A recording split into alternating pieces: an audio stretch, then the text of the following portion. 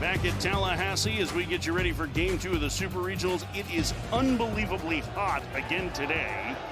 The temperature will get into the mid-90s with feels like temperatures near 100. That was a huge impact on UConn yesterday as two catchers during the course of the game dealt with heat exhaustion. Let's take a look at that Florida State lineup. They are anchored at the top in the 2 and 3 spots by two potential first-round picks. Well, you kind of look at Cam Smith, you look at James Tibs III. Both those guys have been great all season long. You look at Cam Smith, last 3 games, he has been en fuego, 7 for 10 with 2 homers. Stephen Quigley makes the start for UConn. He was instrumental in them winning the 1-0 game at the Norman Regional and then closed out the regional final as UConn went to their second Super Regional in 3 years. Been a very good pitcher. 8 innings in that start against a good Oklahoma offense. Yeah, for Quigley, very simple. It's a 3-pitch mix, a fastball, slider, changeup. For me, the slider is going to be key. You have to get these FSU hitters off the heater, so get strikes early and then get right to that slider. Florida State, the visitor here in Game 2. Stephen Quigley gets the thumbs up, says he's ready to go, and the season on the line for UConn. The first pitch of the ball game is wrapped foul by Max Williams. Max Williams, a home run yesterday, the leadoff hitter in this FSU lineup. Transfer from Alabama. 0-1. It's nothing at 2. Already, even with an 11 a.m. local time start, Gabby, this crowd is revved up. And they are on their feet, and they are loud, just like they were yesterday. Williams back through the middle. It's a leadoff single for the Florida State center fielder. We talked about it yesterday, too. The leadoff hitter reached base in 6 of the 8 innings, already doing it here. The only way to keep these fans on their feet and being loud is doing what they did yesterday, scoring early. That'll bring up Cam Smith. Cam Smith, 3 hits yesterday. Now 100 on the season for the third baseman. He takes a strike, 0-1. With Smith and James Tibs III, Florida State has a chance to have 2 first-rounders in the same season for the first time since 1995. 2. Go back to Jonathan Johnson and David Yoakum in 1995, the last time they had 2 first-rounders. Cam Smith is a guy that we've talked a lot about because you are a big fan. I definitely am. I think this guy is a major leaguer. 0-2, hammered to deep left center field. Back to the fence. It is caught in left center by Morton. And Williams will have to retreat to first. Smith nearly had this crowd come unglued. And that's what we talk about. And we saw it yesterday with 2 strikes, this FSU team. They still barrel up baseballs. This is a slider, and it's more of a backup slider. It doesn't really do much. Cam Smith, boy, he gets that bat head out there, just missing a home run. Good play out there by Morton to track that ball down. Went out for the ACC Player of the Year. James Tibs had his first hit of the postseason yesterday. First pitch, outside, 1-0. Does feel like that ball off the bat of Smith, maybe it didn't carry the same way they did yesterday. The flags are pretty limp in center field right now. I mean, yesterday that ball, it seemed like it was just flying out of this ballpark. Tibbs rips one to right. It's a base hit. Williams to second. 2 on, 1 out here in this Florida State first. Now, that's one of the things in this ballpark that's tough. And it's those balls that you hit to right field where guys really can't go first to third because of where that right fielder is going to be playing. That fence is not too far. This ball that James Tibs hit, he absolutely rockets out there. Marco Dinges will bat. His 2-run homer got Florida State's offense off and running in the first inning yesterday. Right-handed hitter takes a strike. It's 0-1. 14 home runs on the year for the transfer from Tallahassee Community College.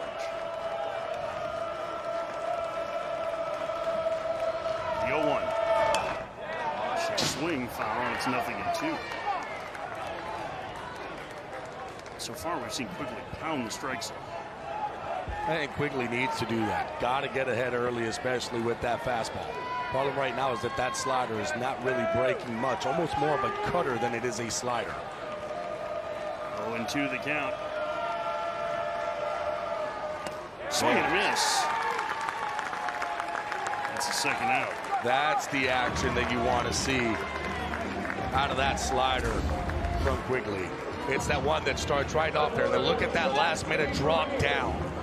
Well, other one that he threw when it stayed up a little bit, just kind of getting around, it's going to go from side to side. That one got on top of it a little bit more, a lot more action to it.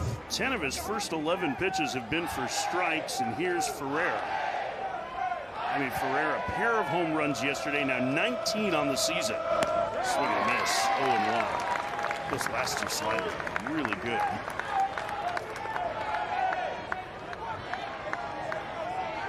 Florida State threatening here in the top of the first. No score, just underway.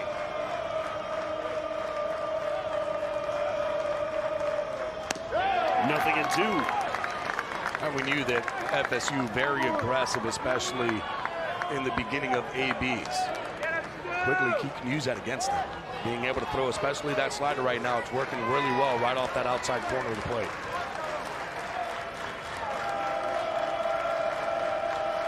The 0-2 outside. 1-2 now to Ferreira.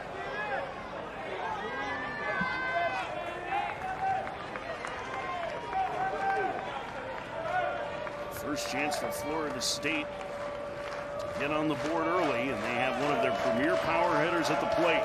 The delivery on the ground to third. Broadhurst has it. He'll go the long way to first. Inning over. Quigley pitches around a pair of singles. We head to the bottom of the first.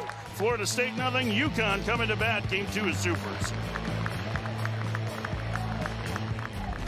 Last season, Florida State missed the ACC tournament. The first season in school history with a losing record. Missed the regionals for the first time since 1977. This year, start of the year 19-0. They were the last unbeaten in D1. They are in their 18th Super Regional, the most since this format came into existence in '99. They have doubled their win total from a year ago, and they have their ace on the mound trying to pitch them to Omaha. They have the right guy on the mound to be able to do that, Jamie Arnold. Not much more you can say, but he has had an excellent season, 11-3, 3-pitch mix with a fastball, slider, and a changeup. He's a top 5 pitcher in college baseball, 146 strikeouts in 95 and a third innings pitch. Guys are only hitting .212 against him. Almost 7 strikeouts for every walk. That's the part that really stands out to me. He's got that low 3/4. It's going to be 93, 94, 95 miles an hour from that left side. First pitch to Caleb Spur is a check swing and a strike. According to our home plate umpire, Brian DeBrouwer, it's 0-1. Spur, very good speed. Division III transfer, fouls it back. It's 0-2. Arnold, just an elite fastball when you look at all the aspects to it. The trace rate, it's over MLB average at 33%. MLB averages at 24%. Whiff rate at 32%. Major League average 22%. So just imagine going up there against a guy throwing from that angle. That ball is going to explode up on you. And guess what? He's got a nasty slider to go with it. So take me through the difficulties of facing a guy with a lower release point that can run that fastball up at the top of the strike zone. I'm not going to say that it's like the Chris Sales, because for me, Chris Sales really does a good job of cross-firing. But it's almost the same. That ball is just going to really ride into a righty the way that he is throwing that ball, and it's 93 to 95. So it's got that low angle. It also has that vertical inducement to it. So that ball's going to stay on plane, and you really have to work hard on trying to get on top. Not an easy thing to do. Fouls it back again, putting together a good battle here against Arnold as the leadoff man in the last of the first. So If the ball is out over the plate for you as a right-handed hitter, that's where I'm looking. A little easier? Yeah, that's where I'm looking. I'm looking for something that's out over the plate against him, because if that ball is rushing in on me, bulldogging me in, it's too hard. Grounder to short. Lodi's bobbles, throws to first late. It's going to be an error on the shortstop. And the leadoff man aboard for UConn in the bottom of the first. That right there, though, that's what you're kind of looking for as a hitter, something that's out over the plate, something that you can try to get extended on. Now, this is just a really good pitch right into the ground. Lodi's just can't come up with it. Spur hustling down that first base line. Spur with excellent speed at first. Florida State's catchers have struggled to throw out base runners this year, and he is 26 of 28 in stolen base attempts. And I would expect him to run. I would try to see, if you're UConn, you have to do something here to put the pressure on this FSU defense because of who you have on the mound that you're facing. It's the first error of the series for either team. Paul Tamero hits. He's having an excellent postseason. Grad transfer from Oswego State. And he's hit by a pitch, and the first two have reached against Arnold in the bottom of the first.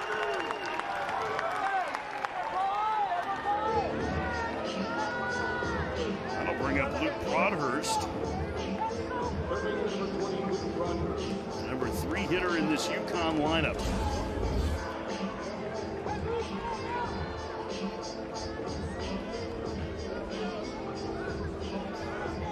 Hit him on the leg. I guess it didn't look like there was much there. I mean, just a tough angle on that one. Hard to tell, but they definitely saw something. No argument. Broadhurst swings and misses. 0-1.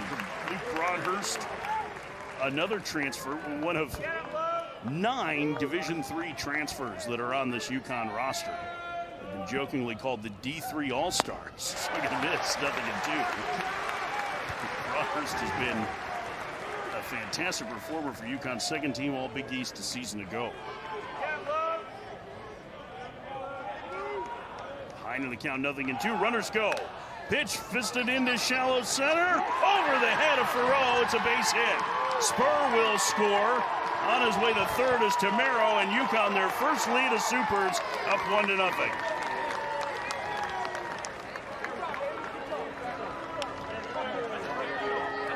Well, Jim Pender's being aggressive. 2 strikes, sending the runners. This pitch in on the hands. Broadhurst just muscling this ball just right out of the reach of Farrow. That could have been very interesting when he makes that play, because that would have been a triple play in that first inning. For UConn, that ball gets down. All of a sudden, runners on the corner, and it's 1-0. Feels like the first break that UConn's caught here in the course of 2 days. Micah Posey, the pitching coach for Florida State, out to visit Arnold. You could not have asked for a much better start for UConn, especially after losing by 20 yesterday. Yeah, we talked about it too. It's an easier loss to take in for a team. Losing by 20 right around that 5th inning, players already start to know and acknowledge, hey, listen, we're not coming back from this game. This game is over. So the processing is a lot easier for a player than, let's say, getting walked off. That is harder to take in. So for UConn, they had about 5 innings to say, hey, okay, we lost this. We're just going to wait for the tomorrow. Let's get a look at UConn's lineup here. You see the man coming to the plate, Corey Morton, having a great tournament. He was the most outstanding player in the Norman Regional. Son of former big leaguer Kevin Morton. He bats with runners at the corners and nobody out in the first. UConn already up 1-0, trying to keep their season alive. And the first pitch misses high, 1-0.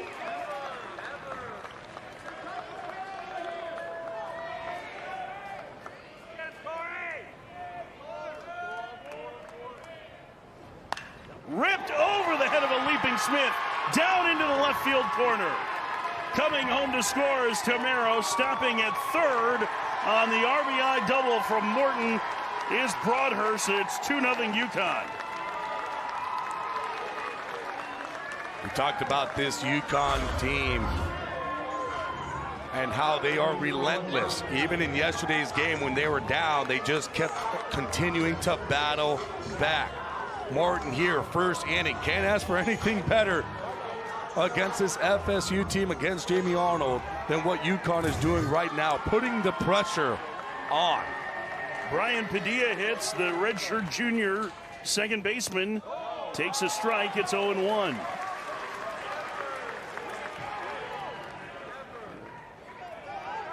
Padilla has been a key member of the middle of this lineup. He's got a chance to make this a really big inning.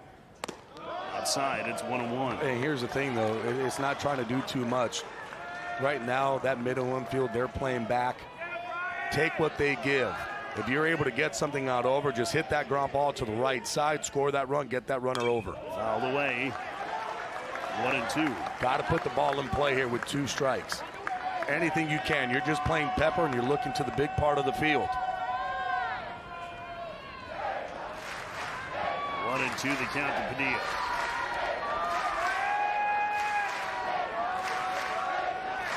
Pitch. Foul back. You've done a good job of fighting off those pitches that you said where you would be looking, right? Out over the plate for those right-handed batters. And here's the thing, too. When you kind of look at Jamie Arnold's numbers, the whiff rate that he has on both the fastball and the sliders are very high. He hasn't been able to really get the swing and miss. He fouls another one back.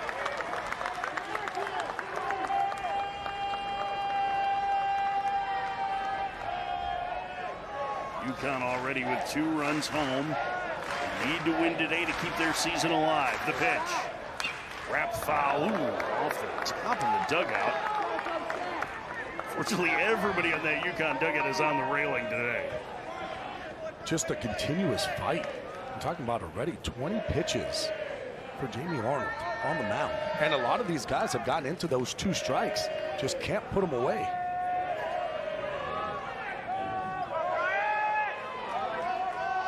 Arnold set the 1-2. Swing and a miss. Got him to chase a high heater, and that's the first out. Big out there for Jamie Arnold.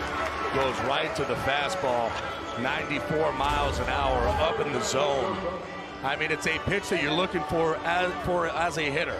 Man on second and third, I'm looking for something that's elevated. A little extra oomph on that one, though. Matt Garbowski, the catcher, will bat. He fouls the first pitch back. Grabowski was pitch hit for in the middle innings yesterday. He was dealing with heat exhaustion. This after missing most of the Norman Regional with a flu bug that had ripped through the UConn team. Going outside, it's 1-1.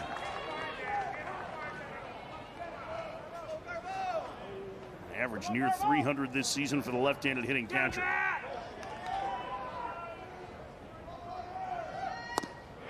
1-1 misses, it's 2-1.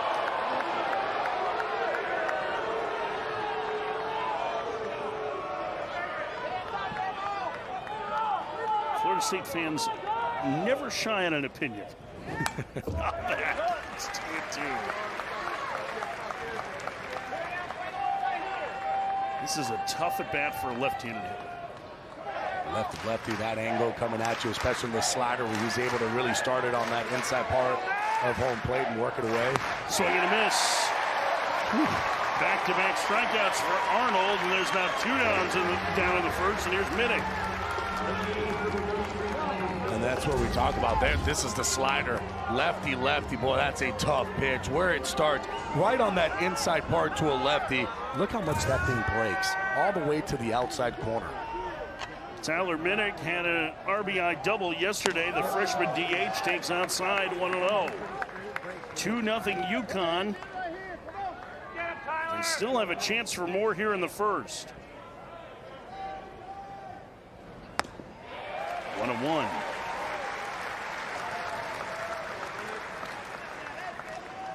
They have made Arnold work. This next pitch will be his 29th already in the first inning.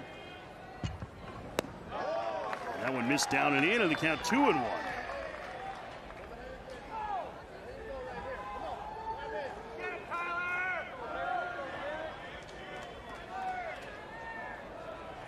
The pitch.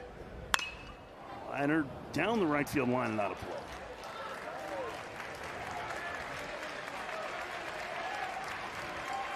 And now Arnold 1 pitch away from getting out of this inning without any further damage. Knowles fans getting behind him.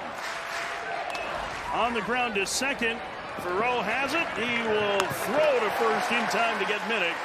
Inning is over. UConn gets 2, but they leave a pair through 1. It's 2-0 UConn.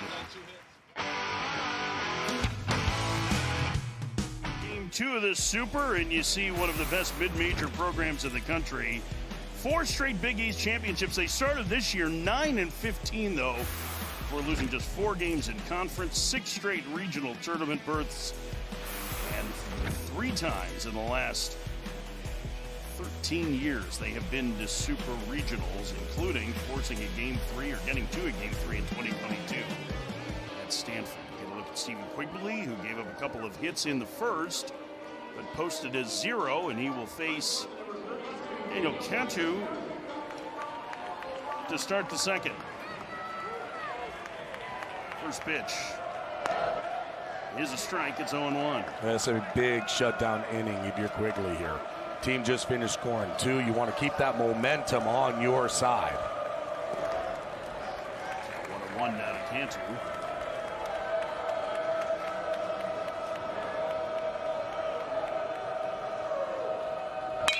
On the ground to second. Padilla has it. Leadoff man gone to the Florida State second. Alex Lodi's. So how do you feel momentum in a dugout? I'm always curious about that. Can we sense it as fans, right? It really feel is. It's not something that you can quantify. Right? You can't really quantify it, but there's that feeling of energy almost where every guy just starts to kind of talk, and the chirping that's going on in the dugout. Really, it's just positive mindset more than anything else. This game is hard enough to play, but when that negativity creeps in, makes it that much harder. You start doubting yourself.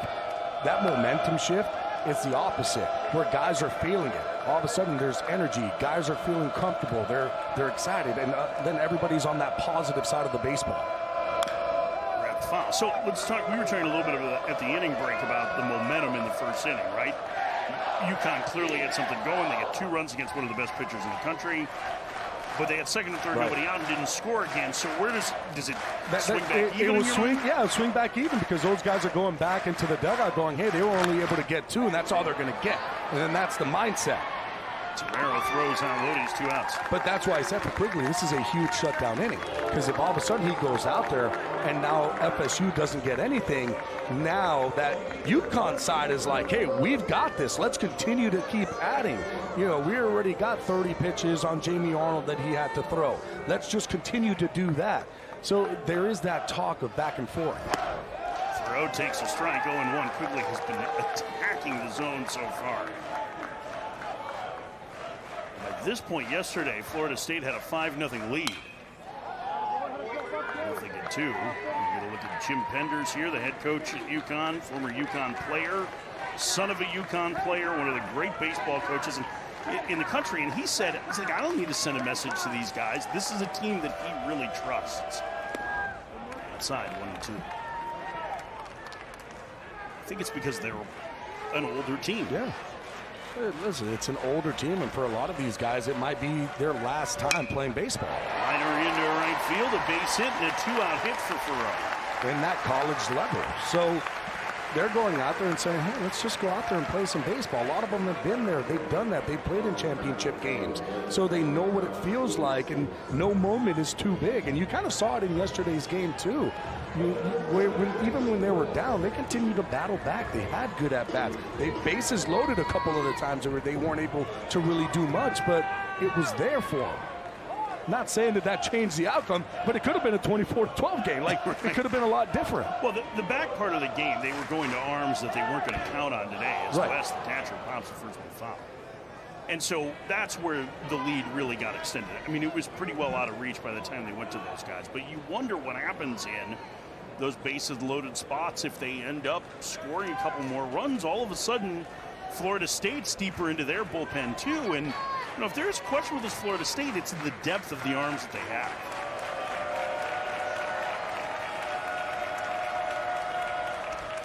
Oh, 1 to the left-handed hitting West. The catcher takes outside. It's 1-1.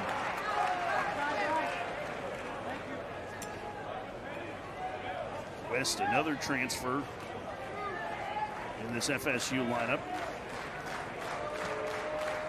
Played last year in Alabama. Takes just off the plate. It's 2-1.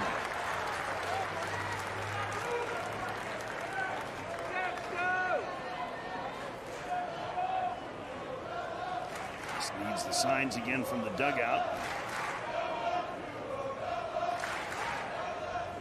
Quickly climbs back on the rubber. 2-1. Bunts. It's a good one. It's going to be a tough play for Quigley. Throws off balance to first, not in time. Bunt single for the number 9 hitter, and it turns things over for Max Williams. I wonder what sign he got from the dugout. Like, hey, base hit bunt perfect on the third base line. Gotcha, coach. Let me go ahead and do that one. I mean, look at this bunt. I mean, just perfectly placed. Wes hustling down that line. Quigley, really athletic. Look at that play he almost is able to make. 2 outs, 2 on for Max Williams, who homered yesterday. First pitch. Leadoff man pops it up.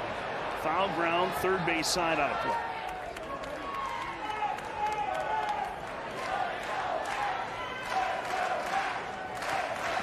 Quigley facing Williams here, the transfer from Alabama, one of the 2 transfers from the SEC in the lineup.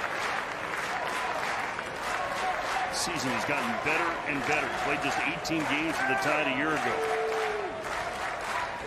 The 0-1. Up and away. It's 1-1. And this is where yesterday this FSU offense was really, really good. They were 8 for 18 with runners in scoring position. They were 7 for 14 with 2 outs. The 1-1. Upstairs, it's 2-1.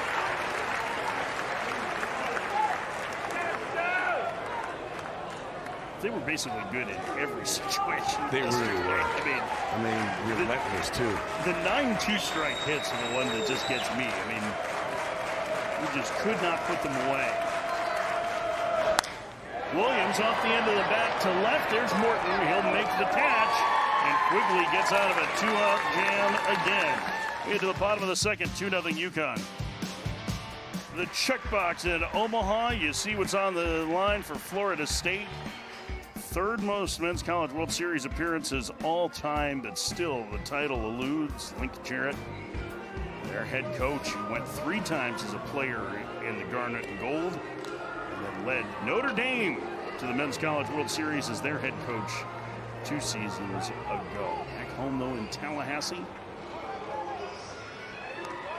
He's got his ace on the mound, who had a rough first inning. It's incredible the turnaround. You saw a lot of this Florida State team last year, and as the year went on, it just seemed to pile onto that.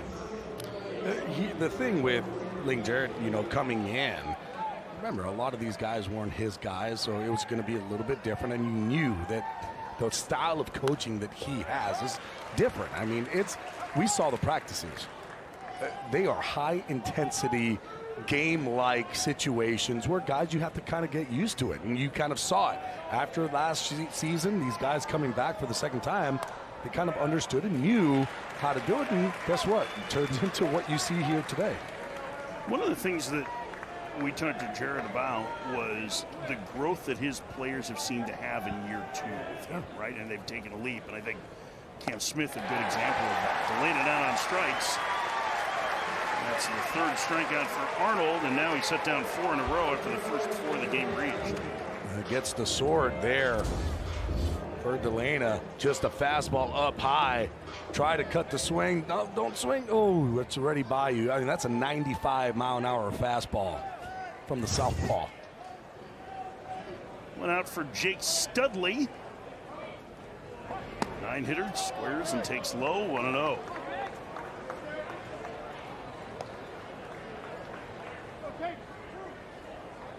Studley, like most of these UConn players, had a very good offensive tournament in Norman. He fouls that one away. 1-1. Yesterday he had 3 hits out of the number 9 hole too. Double and a pair of singles.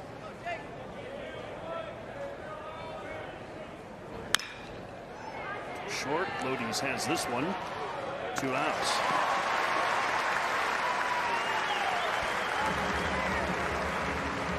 And that'll bring up the speedy Caleb Spur. 2-0 UConn in the second. Spur reached on an error and later scored in the first. Error, hit by pitch, single, double were the first 4 hitters of the game, and since then Arnold's been cruising. Outside, 1-0. And when you kind of look at it, that Broadhurst single, remember both guys were running on that play. Finally catching a break was UConn, because that ball just right over the glove of Farrow. He makes that play. That's a triple play. Instead, it got UConn on the board, and then an RBI double for Corey Morton behind him. They had a chance for more in the first, but couldn't cash in. Spurs now behind in the count 1-2. It feels like the fastball's a little crisper this inning for Arnold. It looks like Arnold's starting to set in. Maybe those super regional jitters in that first inning, but boy, he has looked good since. That fastball just got a little bit more giddy up to it, it seems like, especially up and away to that right-handed hitter. See if he goes back to that slider and back foot Spur right here. Bounce to second. Farrow to first. Offline. It's a throwing error on the second baseman. Second error by the middle infield for Florida State in 2 innings. I kind of saw a little bit too in that first inning when Minnick hit that ball to Farrow. Kind of up and away, looked like 2-2, and on this one, same kind of situation, gets to it, doesn't set his feet, just catches it and tries to throw, and because of that, just pushes that ball up the line to first. You think the speed of Spur had something to do with that, I think it kind of sped him up just a little bit where he couldn't take that extra step. A bunt by Tamaro, and that one's foul. 0-1. But those are just, kind of look at it, Spur reached on an error his first AB. And you might think, okay, well, errors aren't that bad. Well, guess what? It makes Arnold throw a couple more pitches every single inning because of guys are getting on base that shouldn't be on there.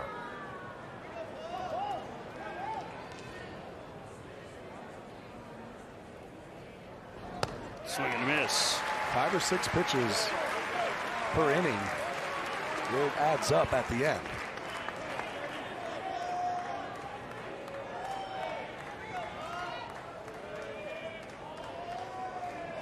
Spur away from first. The 0-2. Tamaro fouls it back.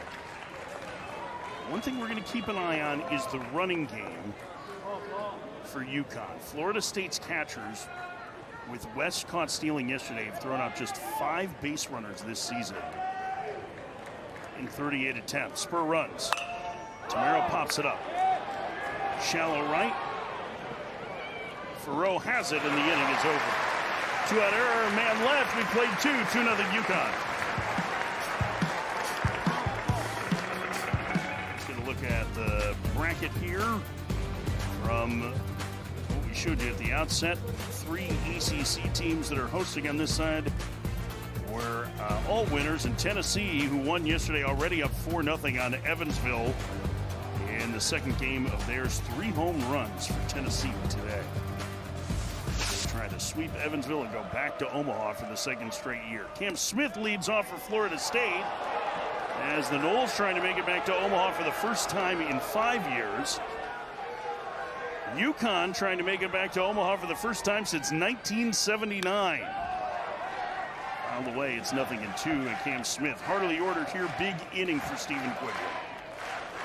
I mean, every single inning right here is going to be big, especially with this FSU lineup and what they were able to do in yesterday's ball game. The 0-2. Inside. Smith flied out to the warning track in left center his first trip.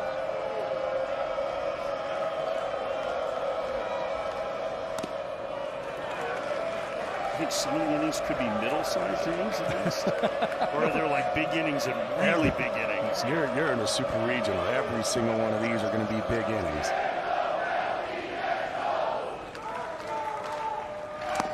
Down low in the count. Dugout's full to Smith. Especially in this environment. You're hearing the crowds. It is electric. There wasn't much tension in the crowd yesterday. It was more of a party. Now is a little different energy. 3-2. Smith works his way back from 0-2 and draws a leadoff walk. First three pass by Quigley. And for Quigley, that's not what you want. Leadoff runner getting on via the free pass. If they earn it, they get the big hit, fine. Let them have it. Last thing that you want to do is walk these guys, especially who you have coming up right now in James Tibs III. Tibs a single his first trip, and he rips that one foul. 0-1. 25 home runs this year for the ACC Player of the Year. He's yet to have an extra base hit in the NCAA tournament.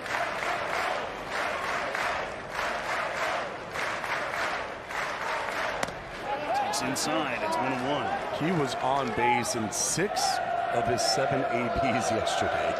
Remember, he was a guy that didn't get taken out that you thought maybe he would. But he wanted to stay in. He's been working on a couple little things with his hitting. He's ahead in the count here, 2-1.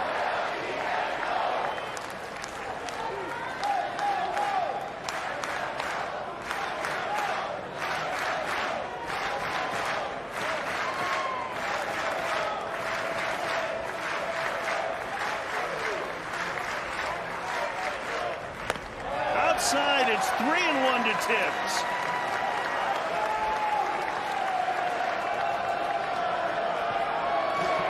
Top of the third, tying run at the plate for Florida State.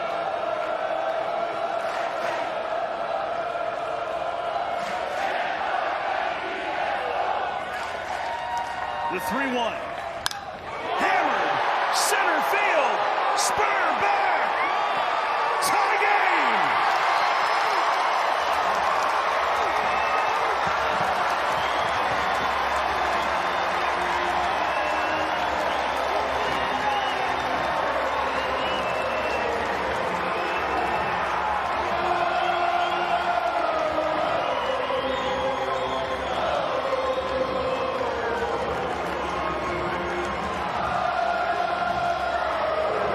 ACC Player of the Year's first extra base hit of the postseason's a big one.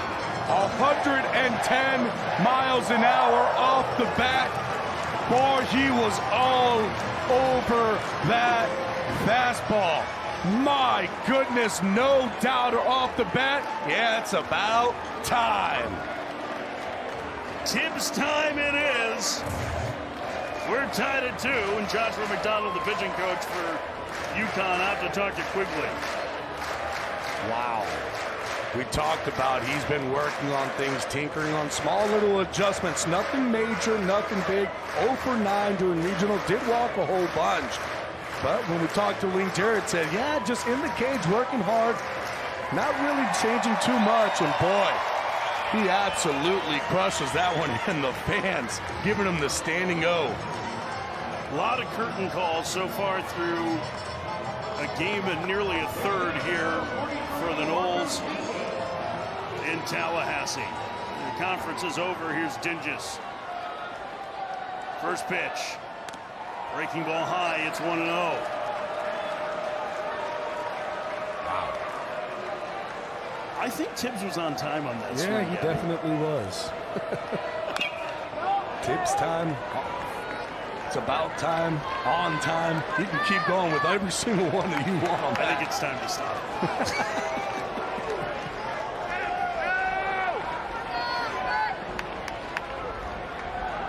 1-1 to Dinges. Swing and a miss. Boy, blew that fastball by him. It's 1-2. Man, this is, you know, if you're Quigley, okay, hey, it happened. It's a tie ball game, back to square one. Now you can't let this game get out of control. Got to get these outs. Swing and a miss. There was a slider that was up. Dinges swung through it, and that's the first out of the third. That's just big out there.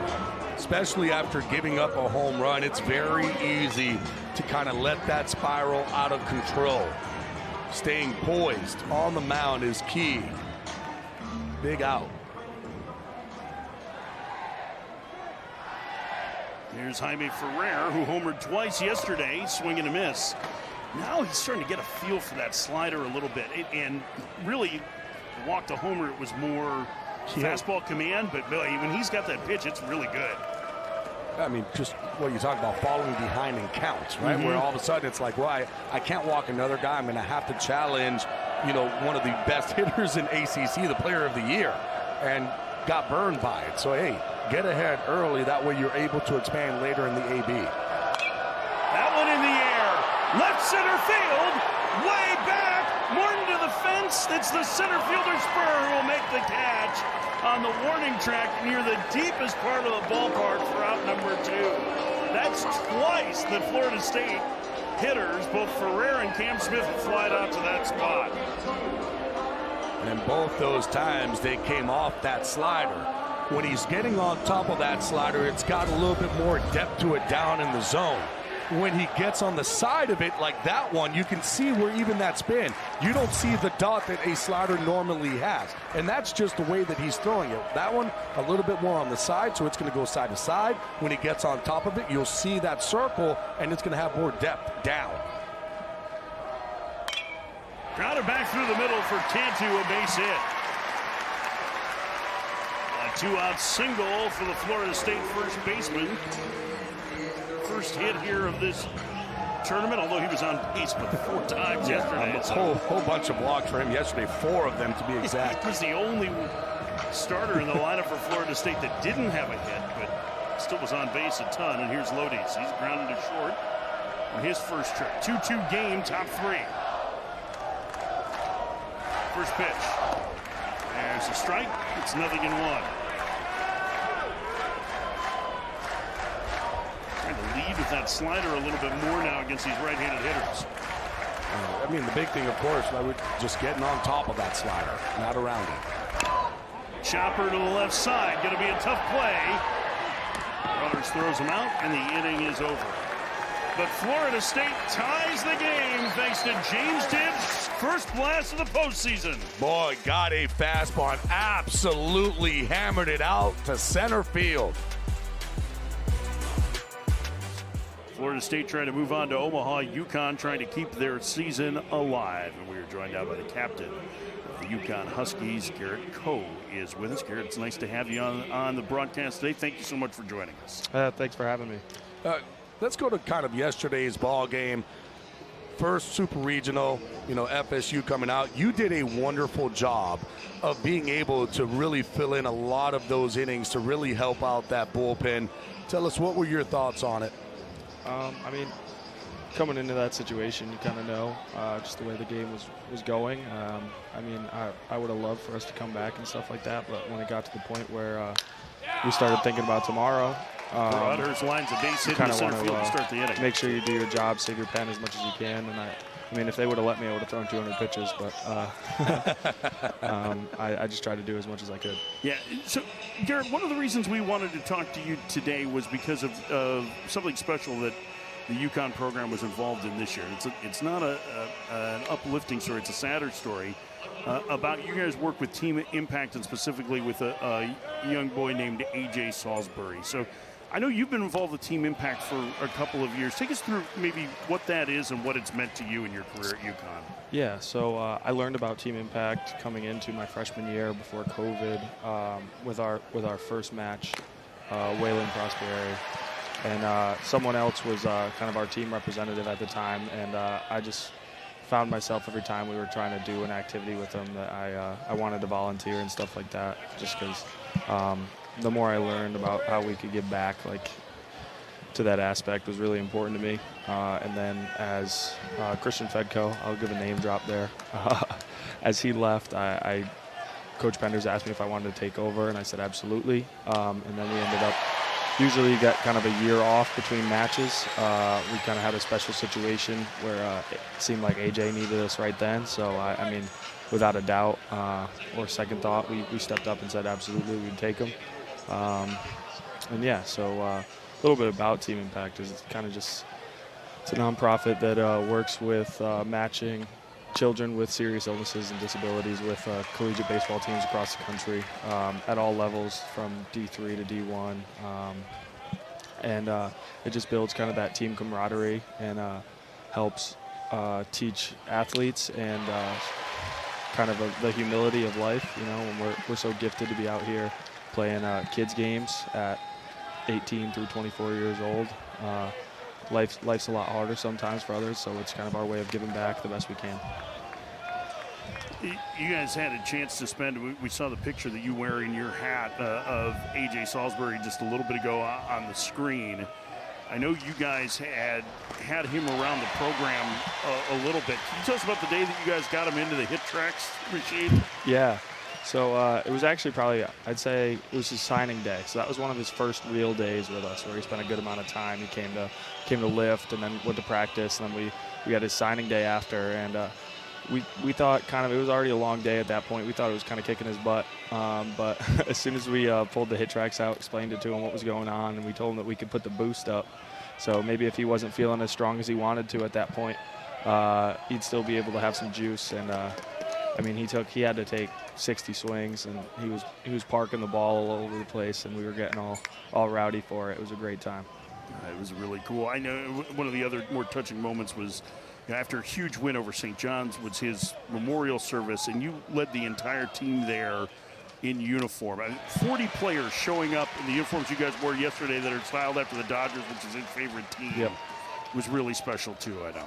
Yeah, I mean, I remember that day. It was a tough one for me. It's probably one of the hardest days of my life, just because I did feel close, and I cared about AJ. I still do care about his family so much, and to have to kind of go through that was tough, and I wasn't sure how many guys I was going to get showing. I mean, I was expecting 10, 15, and then I needed to drive by myself that day, just kind of be by myself, and I got out of the truck, and I mean, there was 40 guys in the parking lot waiting for me, so it was really touching to see that not only were they cared so much about AJ, because I know they did, but it was nice to see them there for me as well. It's a really incredible story, and your relationship with the Salisbury family, I know, continues.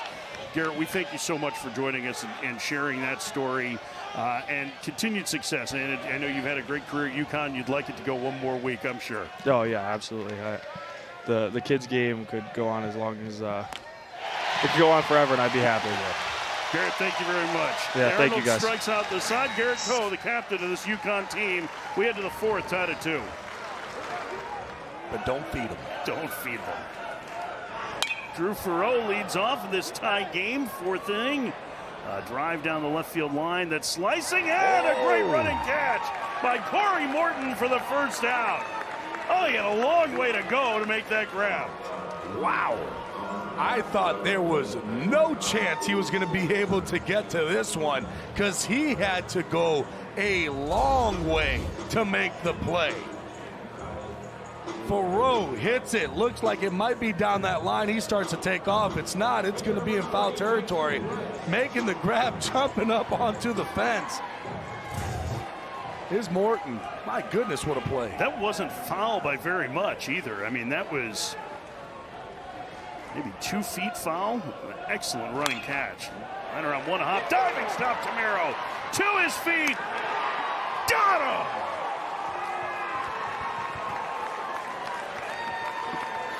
UConn's defense showing up in the fourth. The gloves are out to play. We just finished seeing a great one in left field by Morton. Tamaro said, I'm going to up you up on this one. This ball looks like it's a base hit right off the bat. Diving grab, coming up to get it. Not only that, getting up and firing a strike over to first. There's Max Williams. Outside, 1-0. Would you go so far as to say that these Huskies have that dog in them? Ooh, they definitely do have that dog. Does it sound cool when I say it just like that? 2-0 the count to Williams. Leadoff single in the first. And he is flied to left. Pitch. Fouled away. Got in his kitchen with that fastball, 2-1. Quigley remaining aggressive.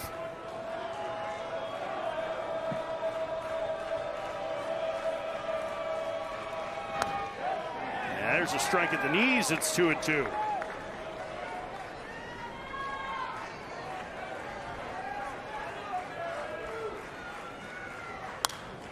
Fouled away.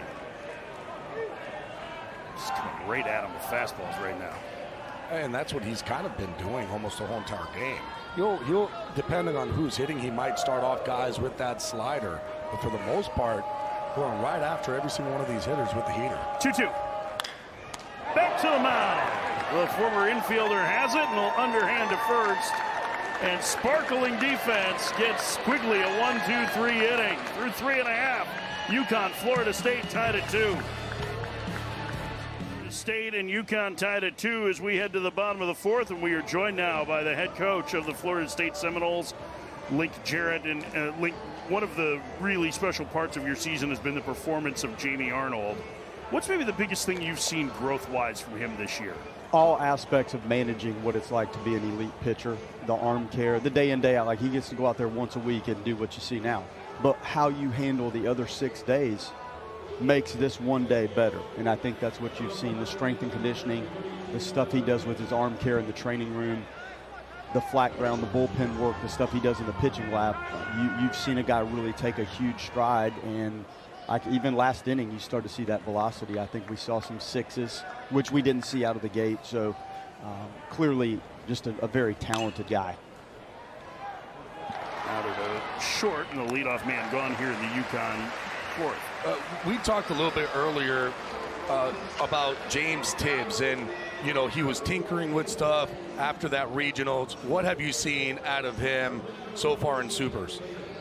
Well, a hitter like that that's so complete, like when he feels off, it's difficult for them just to kind of put it away and reset. So and you don't have the middle of the week game, so you have a little different rhythm to what's going on, and he kind of started to let the ball travel. And I think the ball he hit yesterday in his first at-bat, which was a really well-hit fly ball to left center, and then the one he just hit out, you start to see his timing work. And I think the base hit he had earlier in the game was a changeup. So when you start to see him manage the field and time fastballs and adjust to the secondary stuff, then you know that he feels better about what he's doing. And that was a tough weekend for him last weekend, but when you're that good at it and you don't feel quite right, it's difficult for somebody to manage that. So he worked on it so hard and so diligently to try to get the timing and the feel back, and it looks like he's back on track a little bit.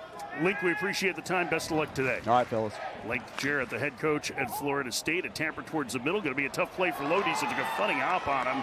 And it'll be an infield single for Delana. That was it was a hard play that ended up being a very difficult play. Yeah, I mean, he did the right job coming in, and it looks like once that ball hit for the second time, it kind of checked up back on him. It's a base hit, officially. So right here, it hits right on this one, right there off the edge of the grass. You can see it kind of kicked and came back where he wasn't able to stay through that baseball because of where that ball ended up. First pitch fouled back by Studley. It's 0-1.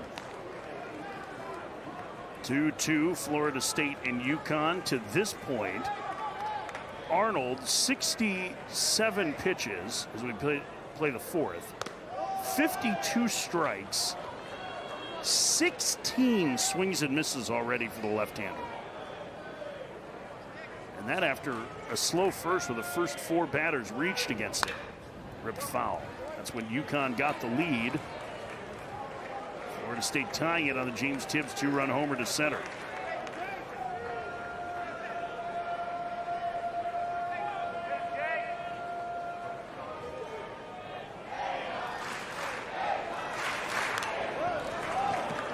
One and 2 the count to Studley.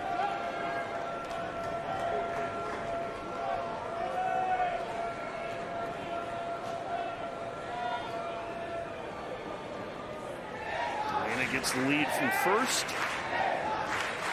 Not really a threat to run. The pitch fouled back again. Even though the velocity's been a little bit better here, UConn's hitters have done a pretty good job of fighting off high fastballs. They've done, I mean, you start to look at the pitch count sitting right now at 71. Fouled away. So even though they have strikeouts, they have done a good job of just going up there and just battling some tough pitches and making Jamie Arnold just throw a little extra.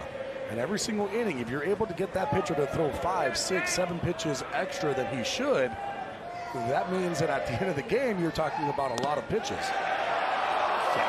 One misses inside, and the count 2-2. Bulls fans displeased by the call.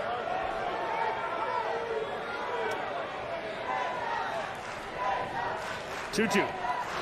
That one missed 2. And the count is full. This is a really good at bat from the number 9 hitter. Really good at bat for Studley. And he's been swinging the bat extremely well. So he has seen the ball. Mentioned earlier, 3 hits yesterday in their loss in game 1. Pitch on the ground to the left side. Smith has it, bobbles, gets the force at second, and that's all they'll have. Smith couldn't get it out of his glove cleanly. That's each of the second baseman, shortstop, third baseman have had at least one ball that they haven't been able to get to cleanly today.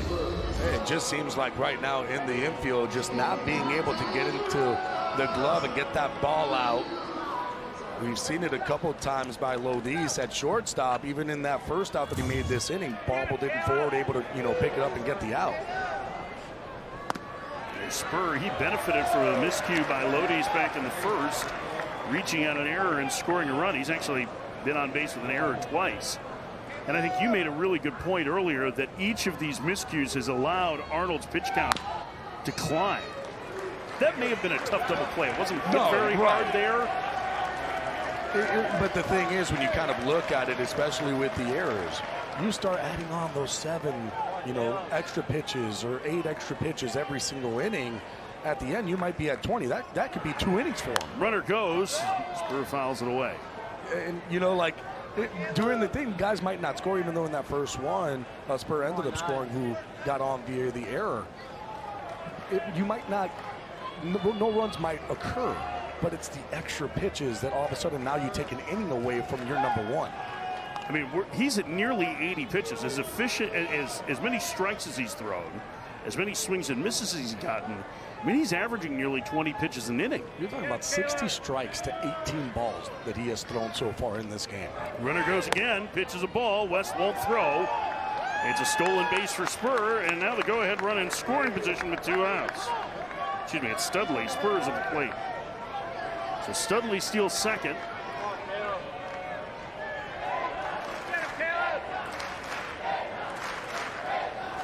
And the pitch on the way to Spur. That one chopped to short. Lodis waits back for the third hop and has enough arm to get Spur at first. And the inning is over. We've played 4 in this game 2 of Super, tied at 2. 2-2 the score as we head to the top of the 5th inning, and one of the great traditions for the Animals in Section B about to start here as the heart of the order is due for Florida State. As you see on the end there, the red and maroon hat, that's the zookeeper. She invited us to their tailgate this morning, and Gabby and I couldn't find it. Which, if you've been around us at all this postseason, is par for the course.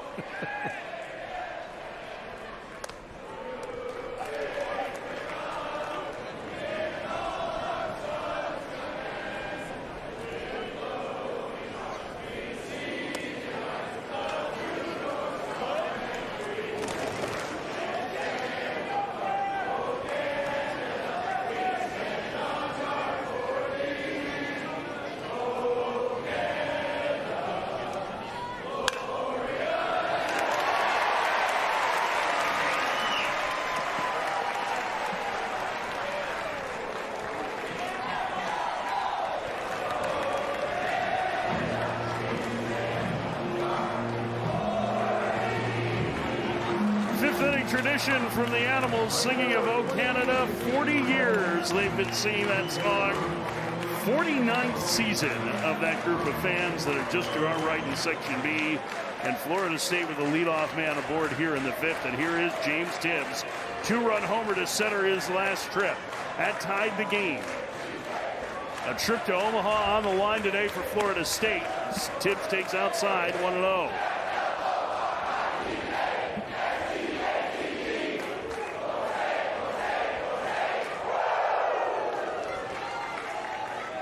Knowles fans have been into it from the first pitch of yesterday's game. It's their first home super regional in 7 years. And Quigley's fallen behind Tibs here 2-0. Dare I say, important pitch?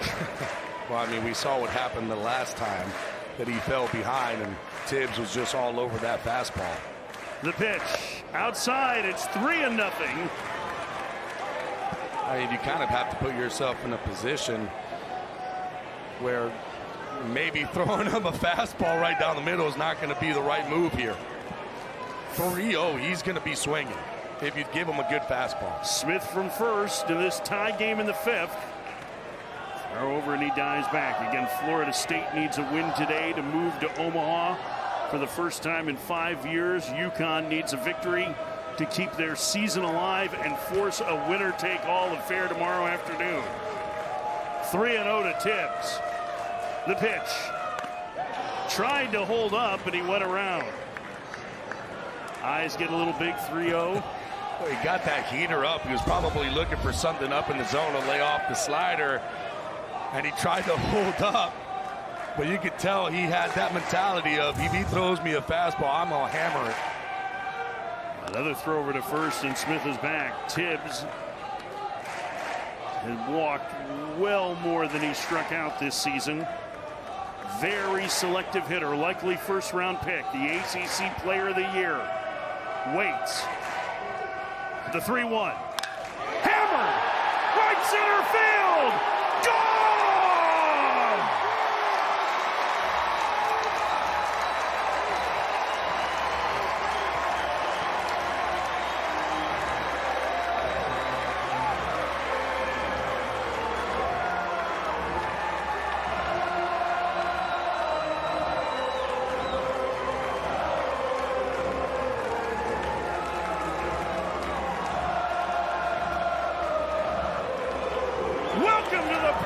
James Tibs, 4-2 Florida State.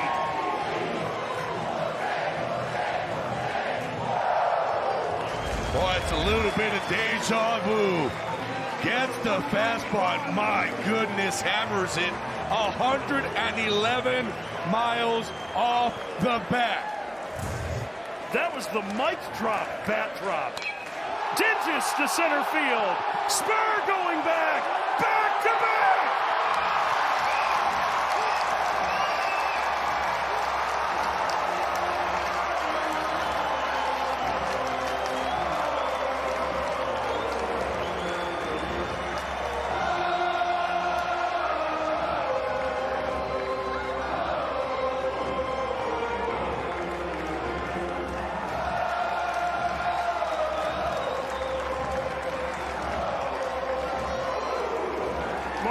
Digis' second home run of supers.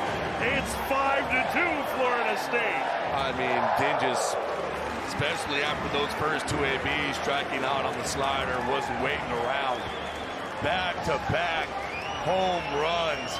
This one was absolutely mashed out to center field. Every single one of the runs have come in via the home run for FSU.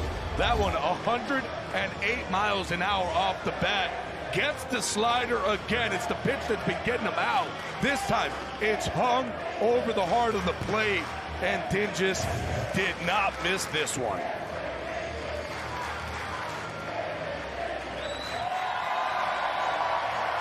A curtain call for both Tibs and Digis here. As you heard the Knowles fans chanting Tibs and Digis, Joshua McDonald's visit to the mound over. And here's Jaime Ferrer, who homered twice yesterday. And he takes a breaking ball strike. It's 0-1. 5-2 Florida State in the 5th.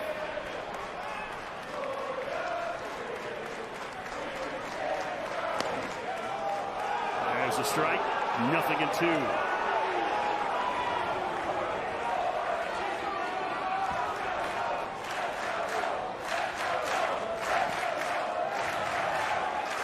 Turf. 1 ball and 2 strikes now to Ferrer.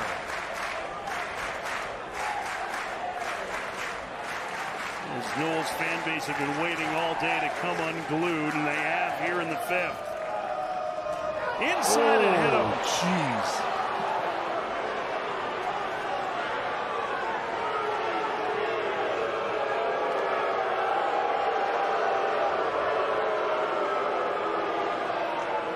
Need to cheer it out right away with the trainer. Now, if that one got him in the elbow, what that does is it basically makes your arm just fall asleep. There's that little nerve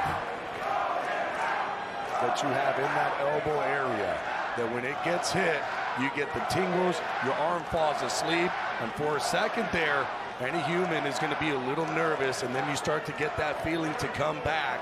You start to feel the tingles again in the fingertips, and then you realize, okay, we are good. That's a scary moment for Ferrer, such an important part of their offense. Take another look here, see where it got him.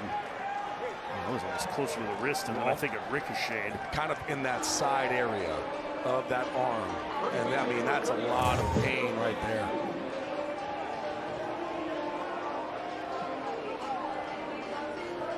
'45th career hit by pitch for Jaime Ferrer. And that's only 4th in program history. That's ridiculous. It's Daniel Cantu. Foul back. I mean, it's just really nice to just see that he's okay at first base. Because initially there, you could tell that was a lot of pain he was in. Or the way he went down, you were just super concerned right away for his health. But he is okay. There's still nobody out here in the 5th. Florida State leading by 3. Cantu swings and misses. 1-2. Cantu a single his last trip.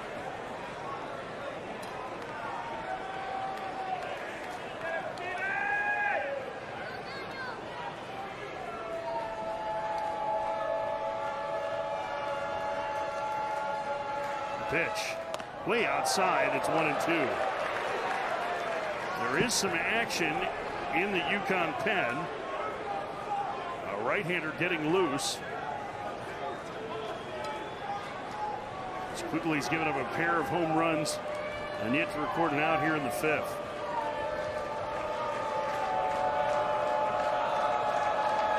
Swing and a miss.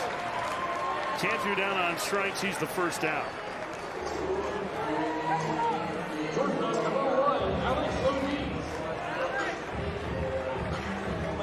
Third strikeout for Quigley. You see Thomas Ellison getting loose. Saw him enter the game as a position player yesterday. Lodi's bats. Slow roller to third. Only play is to first. 2 outs.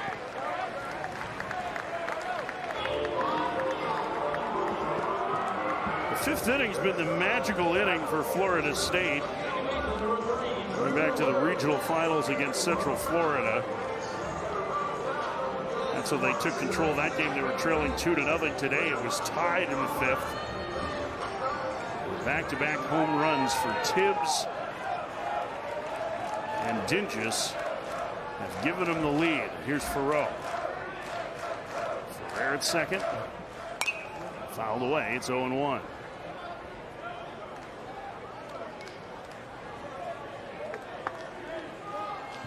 Drew Ferrer, son of a Noel, transfer from UCF. His dad Adam played for Florida State. Spin move. Back to second as a runner.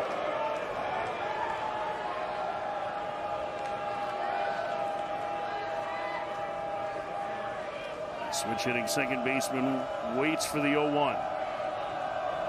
Pickoff play, and they've got him. Ferrer wants him to look at it. He can't believe it, but he was off the bag by a wide margin. And I think Luke Jarrett is going to get a challenge here. Yep, he's going to have this looked at. Boy, there was a lot of daylight between Ferrer and the bag when that throw came. And I mean, it was almost a perfectly thrown ball, too, right on that inside part of second base, where it almost looks like it was a catch tag. That ball leading to the catch tag. Maybe a little bit more to the third base side than you'd want, but I mean, kind of into That's the kind runner. of where you want it because it's going into the runner. So where this ball is being thrown right into the runner. Ooh, I think he's going to be safe. He never tagged him until after that hand was on. So right here is the catch. It looks like that catch may have actually took him a little bit farther away when he's making the play. And as that ball is getting caught, that ball is hitting the ground. And I don't think that the tag was applied until after. The tag right goes in. there, Yeah, when the right hand, there. and the hand's already on the base, which is what's turning the body.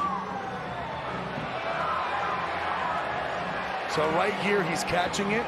Now you're going to look where that tag is. It's down onto the dirt. It's not tagging anything yet. From this angle, it's hard to see, but there's the glove, and it looks like that leg is then swinging over when that tag is being applied. This is probably the best angle we have. Yeah, this one right here. So here's the catch. Tag down onto the ground. There's no tag there until that hand hits and that leg comes across. And when you kind of put both together, that leg starts to sweep after that hand is already on second. So the call on the field is out at second base. Remember, there needs to be indisputable video evidence for them to overturn the call. The Knowles fans have made their opinion known after seeing it on the video board. The umpires say he's out. The call stands and the inning is over. But Florida State gets the lead as they go back-to-back for a second straight day. To the bottom of the fifth, they lead UConn 5-2. Florida State has the lead as we head to the sixth, trying to make their 24th trip to Omaha. They've not been there in 5 years. They have not hosted a Super Regional since 2017. And Link Jarrett, who took Notre Dame to the Men's College World Series 2 years ago, as of right now, 12 outs away from getting his alma mater there. I don't know, when do you start counting outs? You never Second do. inning, right? No, you don't. When you're playing, you're out there and you don't say anything until that last out is made. I meant up here, when do you start counting? Oh, up here since the beginning of the game. It doesn't matter for us. Only 26 outs to go for UConn. Paul Tamero leads off. Heart of the order due for UConn here, facing Jamie Arnold for a third time. He had a long break there. The pitch count is high. UConn has made him work, but he's had a ton of swings and misses and been very good since the first. And Tamero leads off with a base hit to start the bottom of the fifth. Tell you what, this UConn offense is really fun to watch. Tough ABs, fouling off a lot of tough pitches, and then this here just staying on pitches, driving the ball to the big part, especially against a guy like Jamie Arnold. First time through the order yesterday, they struggled with Carson Dorsey. Second time through, the at-bats looked a lot like this. They just couldn't cash them in the middle innings. As Broadhurst, who's 2 for 2, fouls it away. Broadhurst started his college career at UConn. Did not play his first 2 years, redshirted one of them, transferred to Eastern Connecticut State, and then back. His second year back in the UConn program. Count 0-2 on the third baseman. Right-foot slider. Then they've done a pretty good job of laying off that pitch, too. I mean, even with all the swings and misses Arnold has had, that slider really hasn't fooled too many of the right-handed hitters. Broadhurst in the air, right center field. That one going back. Williams to the fence, and it's gone! Luke Broadhurst in opposite field, 2-run blast. UConn trails 5-4.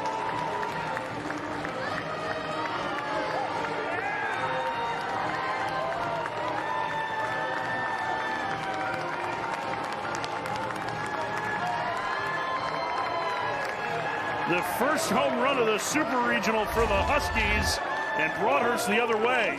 Boy, Broadhurst says, hey, I got something for you too. Gets a fastball, drives it to right center field, and UConn is not going away, making this a one-run game. Corey Morton, who doubled home a run in the first, swings and misses. The relentless toughness of this UConn team. fouls it away. It's 0-2. That was a good piece of hitting there for Broadhurst. Then that fastball traveled just a little bit, and you see the kind of thought process that's going into these UConn hitters. Not really a lot of stuff trying to pull. Every one of their hits is basically that middle part of the field to right center, laying off of those sliders that we've talked about. Yeah, the only pulled base hit that they've had was Morton's double in the first. And even then, that one, the impartial observers in this Garden Gold crowd wanted. It counts 2-2. That's a foul. But that first inning, UConn, the first 4 hitters reached. They were up 2-0. They had second and third, nobody out. Could not push across another run. Now Broadhurst has gotten them back in this game with the 2-run opposite field shot. Morton slaps another one foul. And you have to start thinking, as the pitch count continues to climb for Arnold, that the Florida State ace will not be much longer for this game. It is an extremely hot day, and he's already at 92 pitches in the 5th. I would have to say that this would probably be his last inning. Hot shot to short. Funny hop. Lodi stays with it and throws him out. One of the things, too, we've seen a lot of ground balls kind of pop up on these infielders. Remember, it is hot.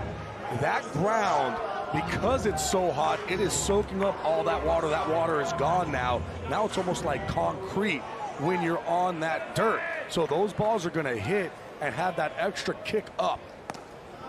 First pitch is a strike to Padilla. It's 0-1.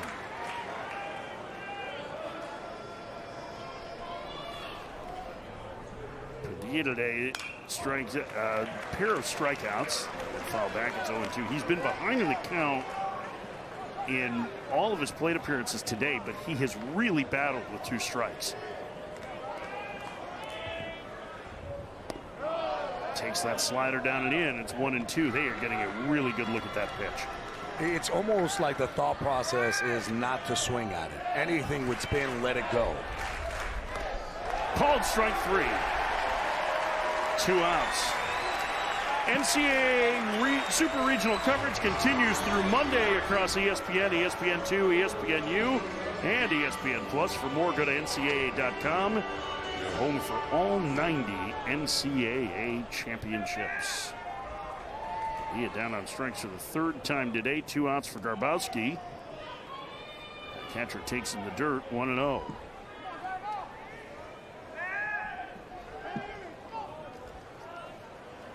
Left-handed hitting backstop. Takes off the plate, 2-0.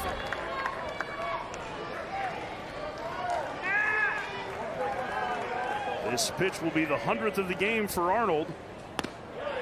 It's a strike, 2-1. 73% strikes. How about it's the 100th pitch? He's still 94 miles an hour. I know. It is impressive. And it is sweltering today, too.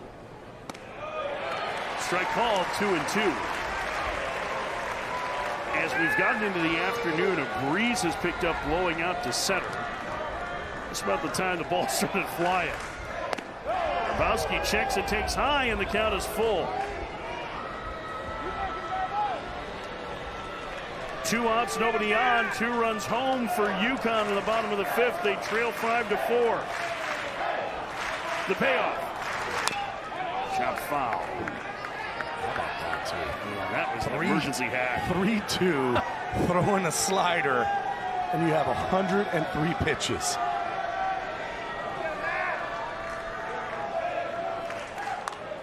Fouled away again.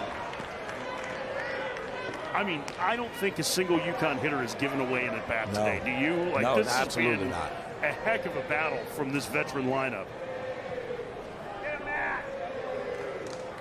3-2. Called strike 3, inning over.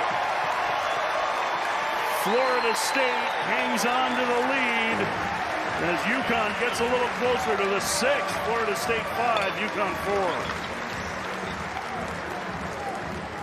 Florida State lost the most important figure in their program's history, the late Mike Martin, who joined them as an assistant coach in 1975 after playing here. 1980, his first year as head coach.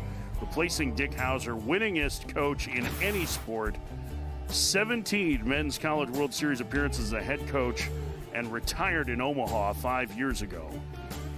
As Thoreau flies out, Mike Martin, one of the big figures known as 11. When you get known by your number, you know you're special. An incredibly kind and gracious man, and his cardboard cutout hanging out with the animals up there. Mike Martin Field at Dick Hauser Stadium. The first coach that Mike Martin worked under with Florida State was Woody Woodward, who went on to be general manager, most notably of the Seattle Mariners, former Florida State player himself. That was back in '75, after he had coached at Tallahassee Community College, which has long been a feeder for this Florida State program. And everywhere you look is a tribute to 11. 2 outs for Max Williams. Quigley getting the first 2 here in the 6th. Quigley for UConn. Yeah, for Quigley, I mean, that's what you want. He's a guy that's going to go a long way in this game. Williams to right, deep to the fence, gone!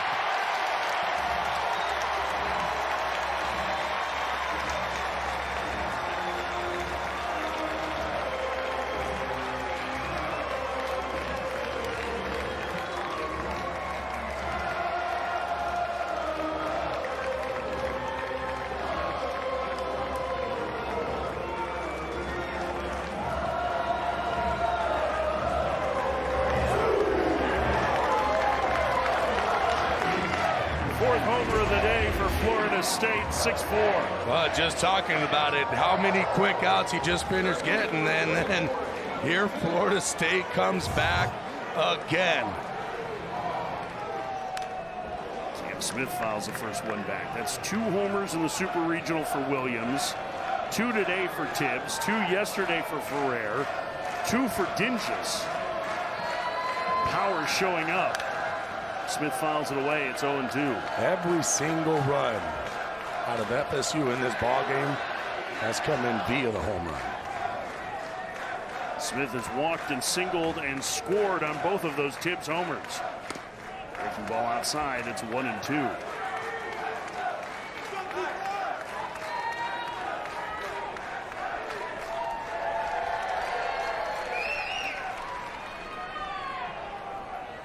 Quigley's pitch. Down low, 2-2 to Smith.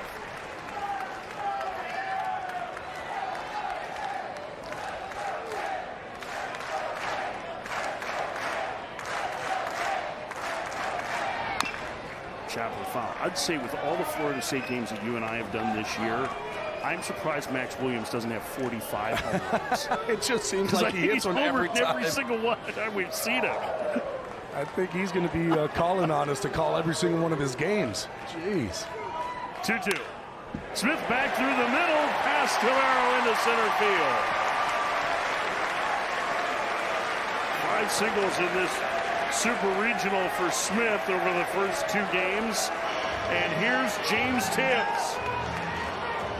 And here comes a new pitcher for UConn. Quigley gets the first 2 outs of the 6th, and that gives up a home run to Williams and a single. He'll leave trailing 6-4 with the ACC Player of the Year coming up. Florida State trying to get to Omaha, leading UConn top 6. Well, you like offense? How do you like this offense? James Tibbs showing off what he's been doing all year long. The ACC Player of the Year, a 2-run homer in the 3rd, says he is not done. How about another 2-run homer in the 5th? First 2 extra base hits of the postseason for Tibbs. He was hitless in regionals, and a couple of singles yesterday, and now has gone off.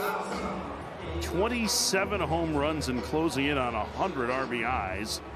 And he will face Braden Quinn for UConn, the left-hander, junior from Connecticut. One of the really great stories for UConn this year. Last season, he was the last player on their travel roster and really struggled. and in the summer went to go play in the ECBL, the East Coast Baseball League, for Danbury. Everything clicked. He's been a key arm. And he blows the first one by Tibs, 0-1.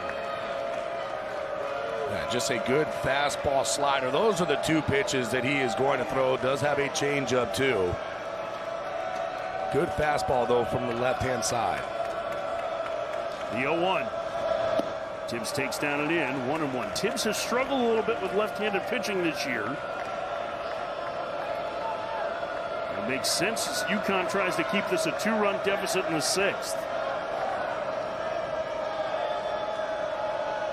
The 1-1. That one missed low, and the count 2-1 to Tibs. Yeah, one thing to look at too with Quinn on the mound, the way that he holds that baseball, especially when he's coming back, he hides it really, really well right on his hip. Watch when he was taking that baseball out, hides it the whole time, and then bam, there it is. Grounded through the right side. It's a base hit. Smith will stop at second. The inning continues for Florida State. 12th hit of the game for the Noles.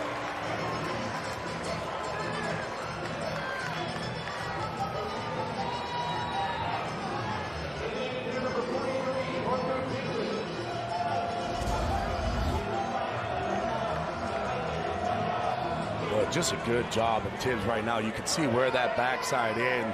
There is no going forward on his swing, just staying right on that backside. Here's Dinges.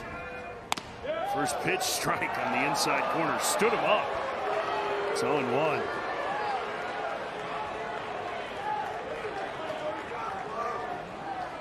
Dinges went back-to-back with Tibs in the 5th.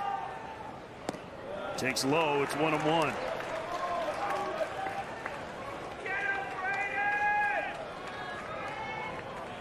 Stars have been out for Florida State today. Smith and Tibs, 6 hits between the two of them.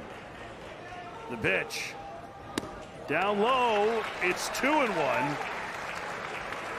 And this is a dangerous power hitter for Florida State. Quinn's going to need to make a quality pitch here. Swing and a miss. Oh, my goodness.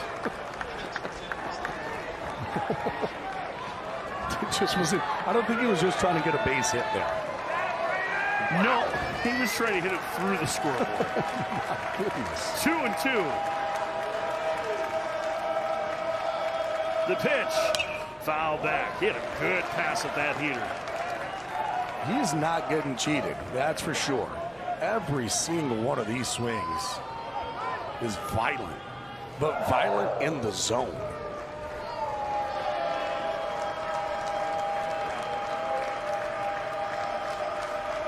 The 2-2. On the ground to third. Broadhurst will go to second for the 4th inning over. But Florida State extends the lead thanks to their leadoff man, Max Williams. His solo home run makes it 6-4 Florida State as we head to the bottom of the 6th. Game 2 of Supers.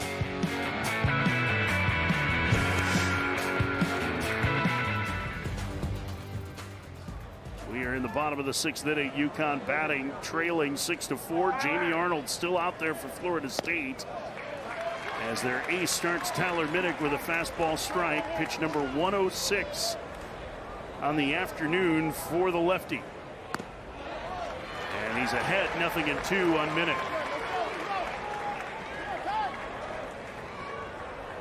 It's been a very, very good tournament so far for the ACC. NC State with a 9-0 lead over Georgia in the top of the 2nd.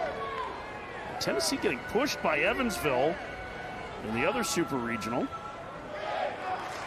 5-4, liner down the left field line. That's got a chance to be extra bases for Minnick. The freshman on his way to second with a leadoff double. Gabby, we talked a little bit at the half inning about how much longer we would see Jamie Arnold in this game. He is approaching 110 pitches. It's very hot. Are we going to start seeing batter to batter here after the Minnick double? We've got a left-hander here in Delana. Well, one of the things that you look at, especially if you're a coach like Link Jarrett, he's looking at, is the fastball velocity dipping down? It's not. It's still 94 miles an hour. So I think that that's one of the reasons why you let him continue going. Really, the only 2 pitches that they have hit to the left side, and that's where UConn has been on that slider, where they just kind of get out and around on that slider and hit it, which tells me you're looking right center on the fastball, still able to pull that slider. 1-1. Now that fastball about 92 miles an hour, still firm, but as a coach in the league, Jared, that's what you're kind of keying in on. Okay, 111 pitches. Where's that fastball velocity? Called strike. That one at 94. And there you go, 94. So there is no loss there with arm speed, with arm strength. The concern becomes, are you trying to do more to generate the velocity, right? And it still seems like he's pretty free and easy. Outside, it's 2-2. No, he is very free and easy. That is still a good arm whip from the left side. Not trying to add, just letting that ball play. Florida State trying to make it back to Omaha for the first time in 5 years. And that one misses, and the count is full to the left-handed hitting Delana. Number 8 hitter in the UConn lineup has an infield single and a strikeout. The sophomore first baseman waits and fouls it away. And this is what UConn has done all day, fighting off pitches. The bullpen getting loose. Brennan Oxford, who's been one of the best relievers for Florida State this year, getting loose. 3-2 the count to Delana. The pitch. Called strike 3. That's the first down of the 6th. 95 miles an hour at pitch 116. Right on the outside corner. 9 strikeouts for Arnold. Here's Jake Studley. He's 0 for 2. He's on a fielder's choice and stole the bases last trip. Spin to second. And the runner back. 6-4 Florida State bottom 6. Studley 10 homers this year. Lines it down the right field line, but foul. 0-1. That one 96 from Arnold. Unbelievable. I mean, we talked about the arm slot, but he's got that little funky kind of pump move in his rotation too. I mean, it really has to mess with your timing, right? For me, it's like a Chris Sale really is, just doesn't crossfire as much as he does. But like where you see where he's releasing the ball, even the little mannerisms that he has, his height is a lot like him. Called strike there. That's been a rarity, him landing that breaking ball for a called back strike, door. though. Yeah. Because usually he's been pulling that pitch. And that one, he just kind of left out there, backdoored that slider. The question is, does he try to back foot Studley, the pitch? Fastball instead, slapped foul. And UConn again doing a good job on that high fastball. 120 pitches for Arnold. We're in the 6th. 87 strikes to 33 balls. Hey, hit him. Oh, and that got Studley square on the left arm.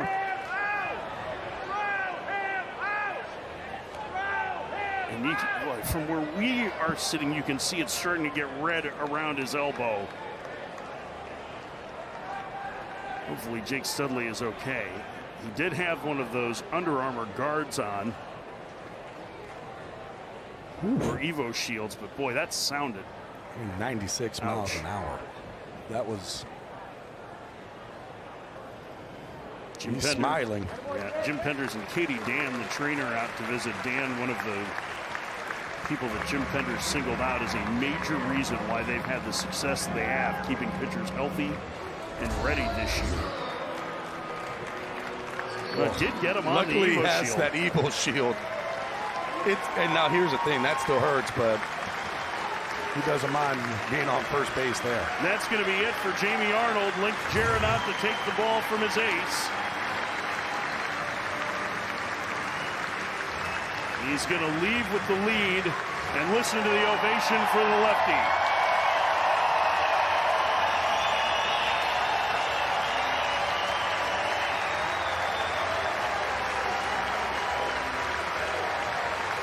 Arnold, boy, he is something special. The southpaw, 9 strikeouts today. The fastball, electric. The slider, working. Not much more you can say other than really good on the mound. 5 1/3, 9 punch outs, did not give up a free pass and gets the curtain call. 121 pitches, UConn made him work.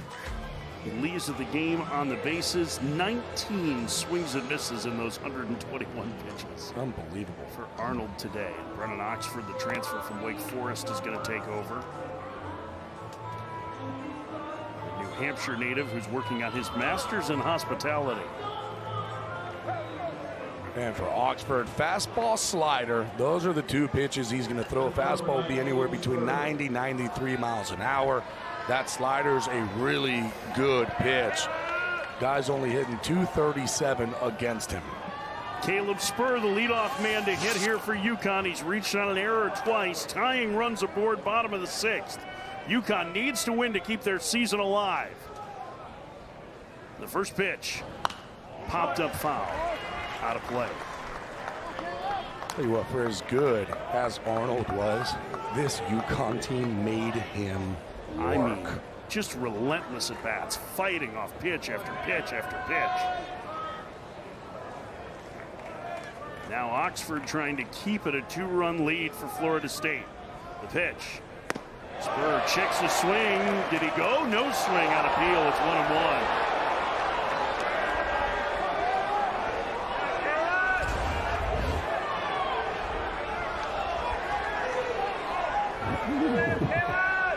Those are the hardest things for any umpire. The check swings.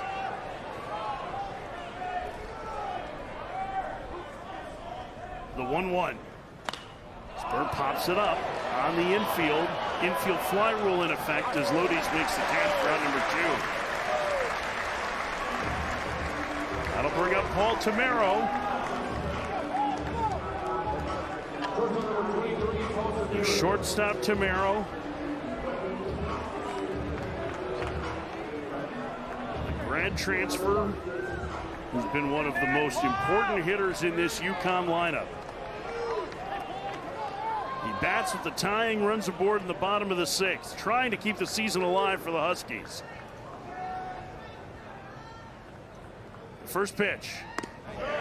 Takes low, 1-0.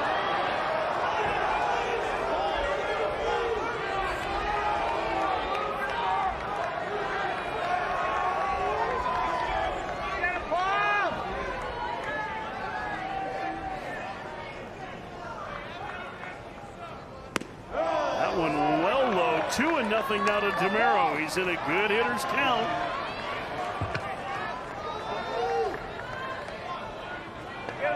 Got to look for your pitch right here. Got to look for that fastball. Something a little out over the plate that you can catch out in front. Drive it to left center field. Inside, it's 3-0. Good take there. Again, same thing here. Probably they're allowing him to swing 3-0, especially if he gets a fastball. You're going to trust in your player to do some damage. The 3-0, he squares the bunt and takes a strike. It's 3-1. I don't like when guys do that. You know, because for me, you don't see really what the pitcher is doing. You turn around like if it's going to mess them up. I'd rather guys go up there and actually act like they're going to swing so they can time up the pitch. Tamero in a 3-1 count, tying runs aboard. Outside, ball 4, and the bases are loaded. Luke Broadhurst will hit. And Micah Posey's going to go to the mound, the pitching coach for Florida State. Broadhurst 3 for 3 with an opposite field 2-run homer his last trip. 3 RBIs on the day for Broadhurst. And this was in the 5th inning. Gets a fastball down and away.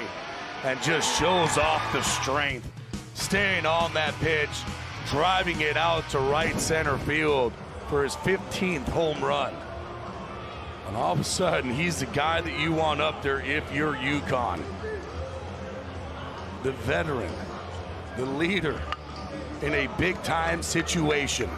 A guy that Jim Penders, their head coach, asked to come back to the program after telling him he should transfer to Eastern Connecticut State.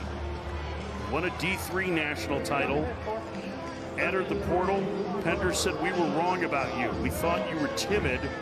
You were just quiet. We want you back. And Broadhurst, who was an All-Big East performer a year ago, now with a chance to get this game even with a base hit. 6-4 Florida State, bottom 6. Bases loaded, 2 outs. First pitch. In the dirt, 1-0.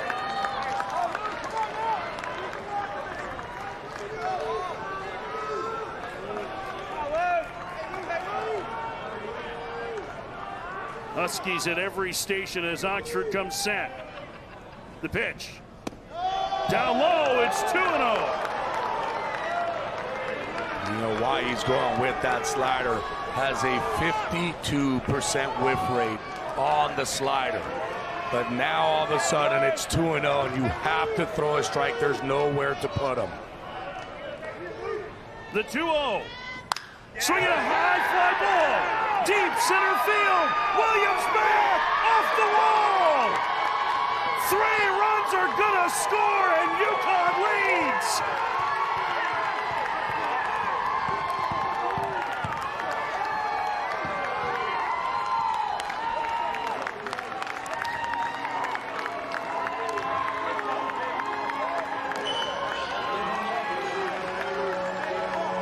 Broadhurst comes through again.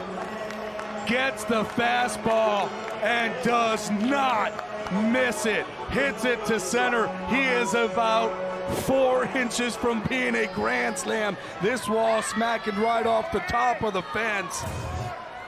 6 RBI day for him. And a wild pitch is going to send him to third.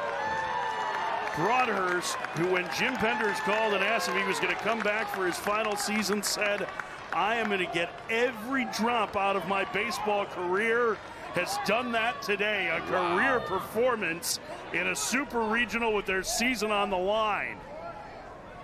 Incredible. A 4-hit day. 6 RBIs. The 1-0. Outside, it's 2-0 to Morton. No quit in this UConn team. Incredible.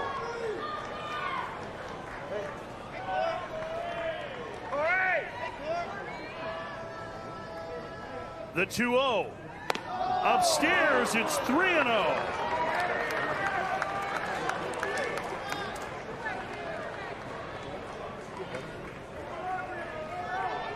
Oxford just cannot find that strike zone. 14 pitches, 10 of them being balls. Outside, ball 4, and Morton walks. And it'll bring up Padilla, who's fanned 3 times.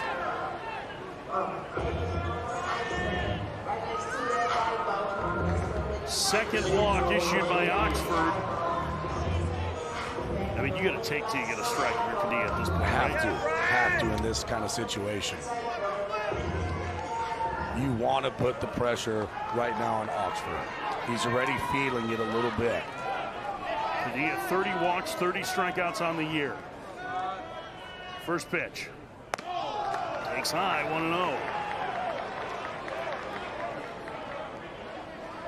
Action in the Florida State pen. Connor Whitaker and Joe Charles are up. Whitaker an option to start at game 3.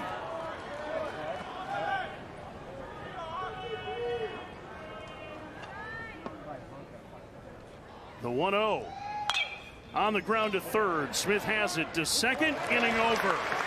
But UConn gets the lead thanks to Luke Broadhurst's 3-run double. We head to the 7th. Huskies 7, Noles 6. Game 2 of Super Regionals at Dick Howser Stadium in Tallahassee, Florida. UConn on a Luke Broadhurst 3-run double has just taken the lead over Florida State.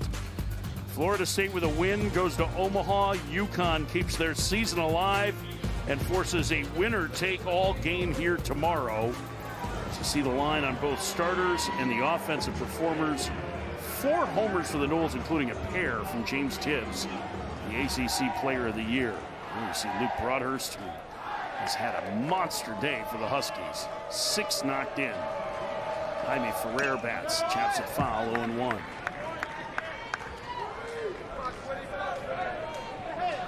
Ferrer, Cantu, and Lodis, the scheduled hitters, 5, 6, and 7 in the Florida State order.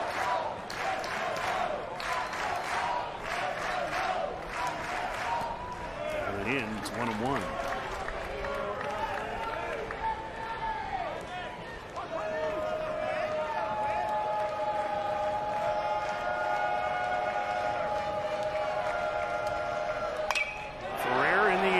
Center. It's going to be playable for Spur.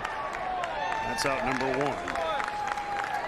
1. Tomorrow on ESPN and ESPN Deportes, the London series is back. The Mets and Phillies at London Stadium, 10 a.m. Eastern. Our Sunday night matchup features the Dodgers and Yankees, covered starting 5:30 Eastern with baseball tonight and Sunday night countdown. It is a big weekend of baseball between Major League Baseball tomorrow, Super Regionals all weekend, and potentially Monday as well. Cantu takes a strike. It's 0-1.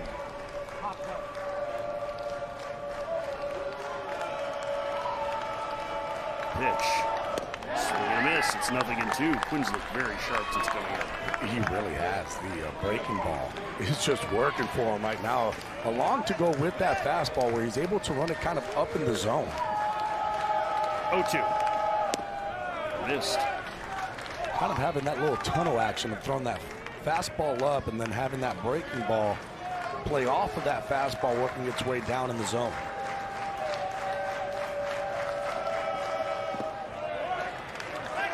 Two and 2 to Cantu.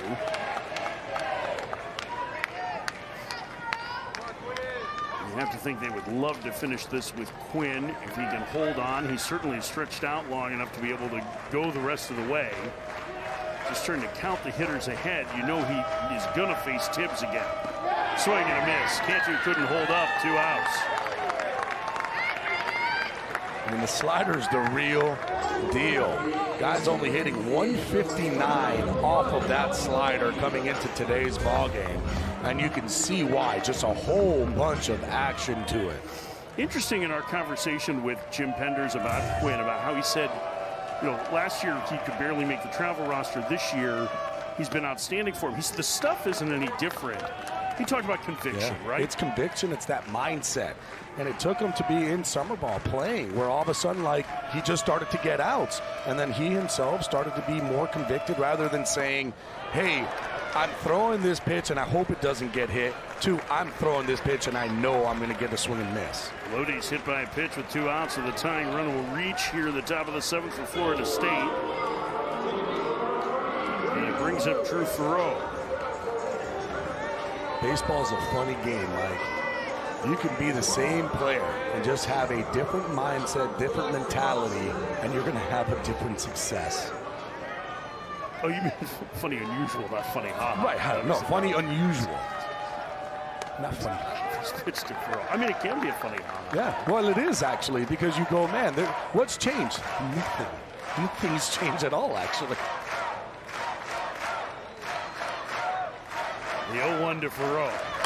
On the ground, left side. Broadhurst has it. Goes the short way for the force. Inning over. Quinn posts a 0 in the 7th.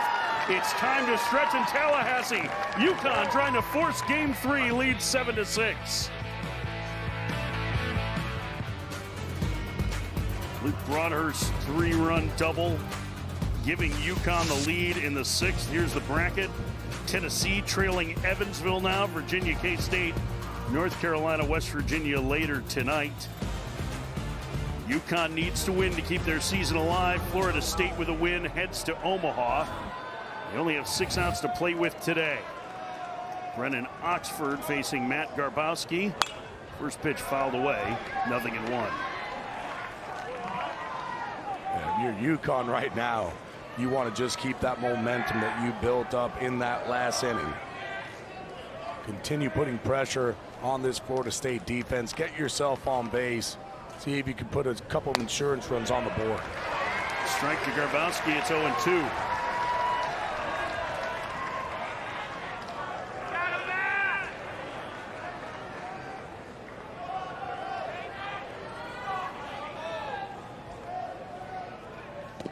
Broski tried to hold up. He went around. And the leadoff man gone in the UConn 7th. Broski 0 for 4 with 4 strikeouts today. Here's Tyler Minnick. Minnick's double to start the 6th inning ended up being a big moment. 2 batters later, Jamie Arnold came out of the game, and that helped to spark the UConn 3-run rally in the 6th. They're up a run. He swings and skies one to right center. There's Tibs. 2 outs. The NCAA Super Regional coverage continues through Monday across ESPN, ESPN2, ESPNU, and ESPN Plus. For more, go to NCAA.com, your home for all 90 NCAA championships. 2 outs, nobody on, last of the 7th inning. Maddox Delana hits. First baseman takes a strike, 0-1. Mike, how about this? 4 of the 7 runs for UConn have come in either by the free pass or reaching on an error. That was kind of the story yesterday for Florida State. As Delana lines one to center, right at Williams. It'll be a 1-2-3 frame for Oxford. We head to the 8th. UConn leading Florida State 7-6.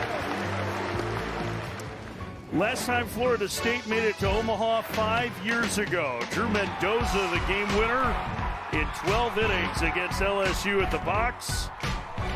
That Super Regional sent Mike Martin to Omaha in his final year as head coach. The late legend, 11 you saw with his wife Carol there. That's the last Omaha trip for Florida State. And look at the comparison between these two teams. Offense up a little bit in 2024 compared to 2019 across the board, but it was a very good offensive team, and that was not a Mike Martin team that we necessarily thought was going to Omaha, but fitting that in his final season that he got one more trip. His 17 as the head coach there, driven to right field, back to the fence. That one is gone!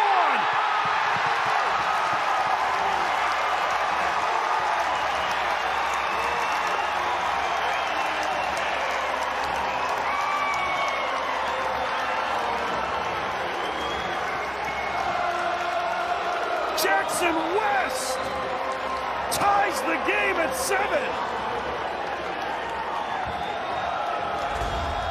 The 5th home run of the game for FSU. Short, quick swing, short porch to right. Gone. Tie ball game. Just his 2nd home run of the year. Williams was trying to give him the lead. It's 0-1.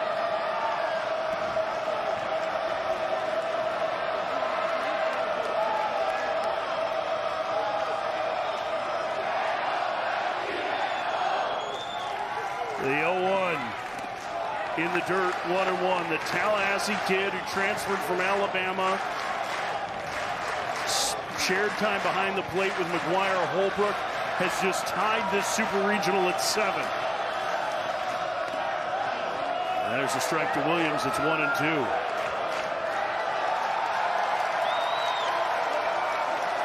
Boy, imagine what that means to him. Coming home to play. Getting that opportunity and evening it up. Williams down on strikes, 1 out.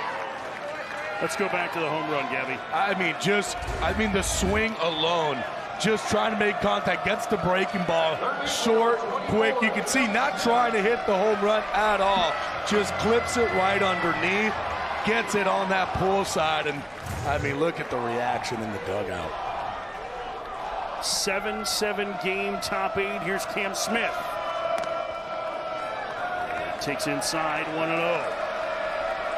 Smith, 2 hits, a walk, and he's flied out to the warning track in left center.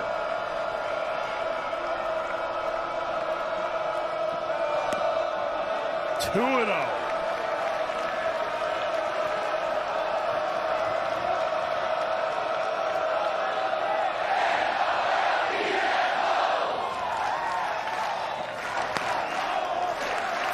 10-0.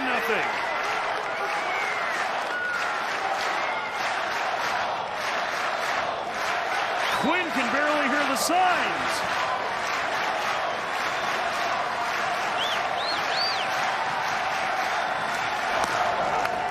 Pumps a strike in. It's 3-1. This is a dangerous pitch.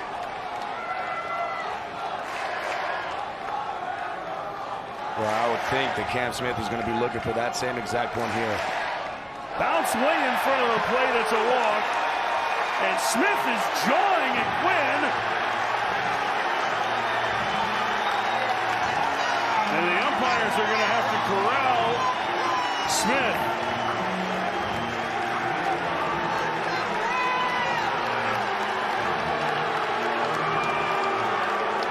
Brian DeBrower, the home plate umpire, got in the middle right away. Jim Pender's getting an explanation. Clint Fagan, the third base ump, and they're going to gather all the umpires together here. And he's saying he doesn't need any help from Coach Penders in that. I'm just trying to figure out what just finished happening there. It's a spiked ball. Oh, there's that little jawing back and forth. Smith looking at him. Oxford saying something right back to him. And warnings have been issued to dugouts. It's just the type of game. I mean, nobody's throwing at anybody. Yeah. No, that wasn't about throwing. There was just, I mean, it was that, hey, I wanted you to throw me that same pitch on 3-1. There's excitement, the energy. Jim Penders is really upset that a warning was handed to their dugout. Yeah, you got adrenaline rush right now from both sides. Really is. And I think Penders is trying to say, well, he walked out towards the pitcher, and he, you know, there's different things that are going, but you're right. It might be also, why are we getting a warning here? We did nothing. But this is just playoff baseball right here. This is super regional. The importance of this game. FSU wins. They go to Omaha. UConn wins. Deciding game tomorrow. And Quinn is going to have to face James Tibbs with a man on. Jackson West solo blast tied the game here in the 8th. Tibbs 4 for 4. Takes a strike. It's 0-1. 2 two-run homers for the right fielder.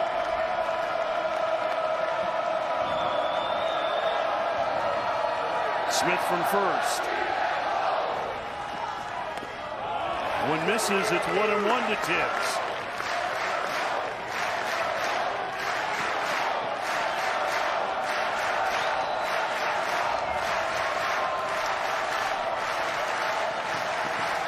In the dirt, and the count 2-1. Even the Chants have a greater sense of urgency as this game goes on. It is electric right now in this ballpark. 2-1 the count. Throw over to first, and Smith dives back. Smith hasn't run much. 3 for 3 in stolen base attempts.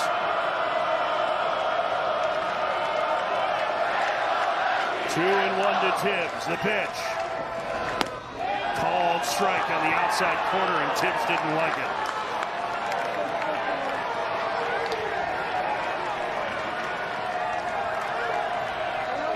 ACC Player of the Year digs in. Another throw over, and that's a ball. They're calling a ball.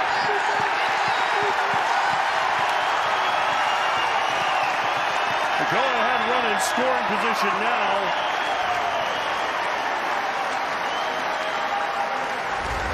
Now, did that front foot, and that's what you got to look for. The knee can pass. It's the foot that can't go past that leg, and it looks like it was right there on that call. Now, I will say that Smith, after that last time, picked over, gestured, hey, watch out for that, ends up getting the call. 2-2 the count to Tibbs. The pitch. Swing and a miss. He got him. 2 outs.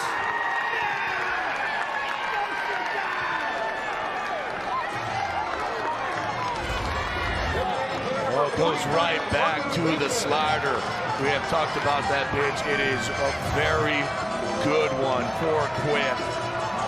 Hitters only hitting 159 coming into this ball game. 2 outs for Marco Dinges. Power at the plate. Go ahead run at second. Top 8. Checks his swing and foul ball at the plate. It's 0-1. Kimmy, I don't know if you noticed, but after the balk was called, Brian DeBrewer, our home plate umpire, walked out and said something to Paul Tamero, the shortstop, who walked all the way out to the mound and he gave an enough sign. Chop towards the middle. Tamero, second hop, throws to first, low, dug out by Delana, inning over.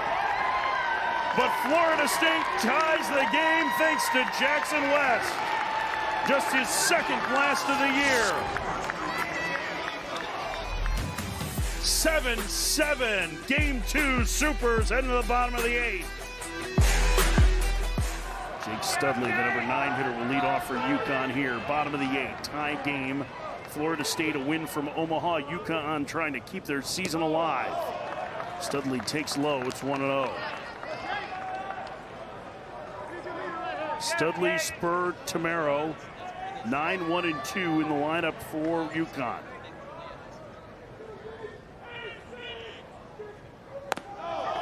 2-0.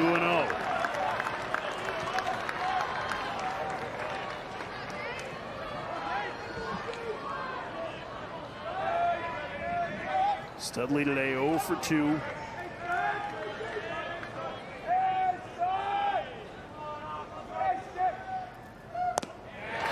this high heater. It's 2-1. You enjoying this? This is great. I mean, what a game. Back and forth. The 2-1. Studley fouls it away, 2-2. Remember, Jamie Arnold started this game for Florida State, their ace. And UConn tagged him for 6 runs, 5 of them earned. 5 1/3. He was very good overall. Very good overall. Left the ball game with 2 guys on. Those 2 guys ended up coming in to score. His inherited runners. 2-2. Studley to right. Playable for Tibs. Leadoff man gone in the UConn 8th. And all 7 runs for FSU have come in because of the home run. 5 homers. Tibbs had 2 2-run homers. See Tibbs 4 hits today. The ACC Player of the Year, who was hitless in regionals, now with 6 hits through the first 2 games of Supers. And here's Caleb Spur, 0 for 4, but he's reached on an error twice. Speedy leadoff man. Squares the bunt, takes low. And then on the UConn side, Broadhurst, my goodness, what a game. 4 hits, 6 RBIs. Opposite field, 2-run homer and a bases clearing 3-run double off the center field fence his last trip. The 1-0. Spur pops it up. Left center, Williams calling for it. 2 outs.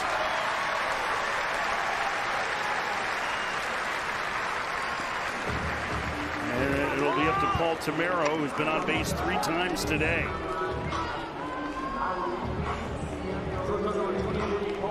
Tamero drew the key walk ahead of the Broadhurst double. Yeah, and for Tamero, you kind of look on that on-deck circuit like, I need to do anything I can to get on base to let Broadhurst come up with a guy on. He has been that hot today. 7-7, bottom of the 8th, UConn batting. Smith playing way in at 3rd. First pitch. Tamero takes ball 1. It's been consistent, that inside strike, that especially down and in, has not been called today.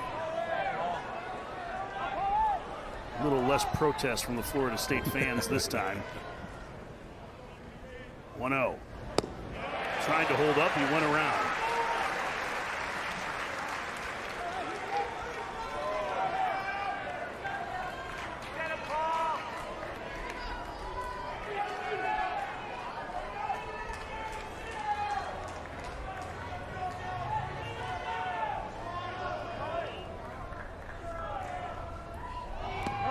the dirt. 2-1 to Tamero.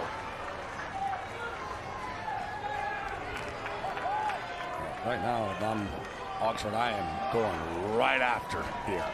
I am not messing around. Oxford entered with traffic on in the 6th. That's when UConn tied the game.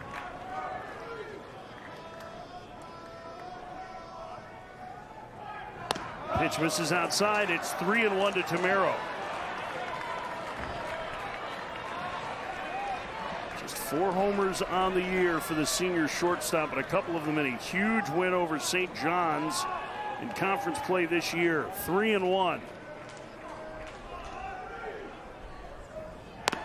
Upstairs, ball 4. He's on base for the 4th time today.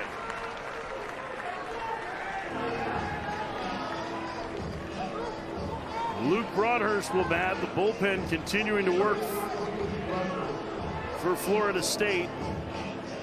Holtz the lefty. Joe Charles the righty. Excuse me, Connor Whitaker the righty. He's up. That was Charles. I think it was Joe Charles. Yeah, it was Joe Charles. Joe Charles. And this is one of those situations where I think righty-righty, you're going to want to bring in Charles here, especially the way that Broadhurst has been swinging the bat against the lefties today. That's all he has faced. 4 for 4 with a homer and a double. 6 RBIs against Arnold and Oxford. And the go-ahead run at first with 2 outs in the bottom of the 8th for UConn. And this is the standard stall tactic for Florida State. Wait as long as possible before Link Jarrett makes a decision here. How about that? Oxford is looking in the dugout saying, I got this. I'm going to be here. But I don't think he's going to get that opportunity. Link Jarrett is going to go to the bullpen here. 2 outs, go-ahead run at first, last of the 8th. He wanted it. Florida State and UConn are tied at 7. He's not going to get his wish, though. And Link Jarrett talking to his left-hander, letting him know that he's going to the righty. We are locked in a great one here. Game 2 of this Super Regional, tied at 7. We'll tell you more about the veteran Joe Charles next. Supers going on in Tallahassee. A new pitcher for Florida State. Lots of sliders from Charles, and he's been very good against righties this year. He's allowed just 1 home run to a right-handed hitter this season. Yeah, you talked about it. Slider, fastball combo mix. Good fastball, though. 92, 95 miles an hour. But it's the slider. He'll throw 54% of the time. Will throw the fastball 42. Does have a changeup. That's not something that you're going to have to worry about if you're a hitter. You just got to know there's 2 pitches that he's going to throw you. 7-7, bottom of the 8th.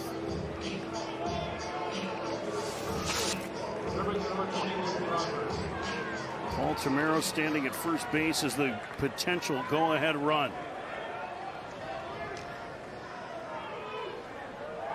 Pick-off throw, and it gets away. Tamero on his way to second. He may make third. He will. Joe Charles throwing it away, and the throw coming loose, and he has to knock it down. Whoa. Boy, that was an awkward throw in from Tibs. 3rd error of the game for Florida State.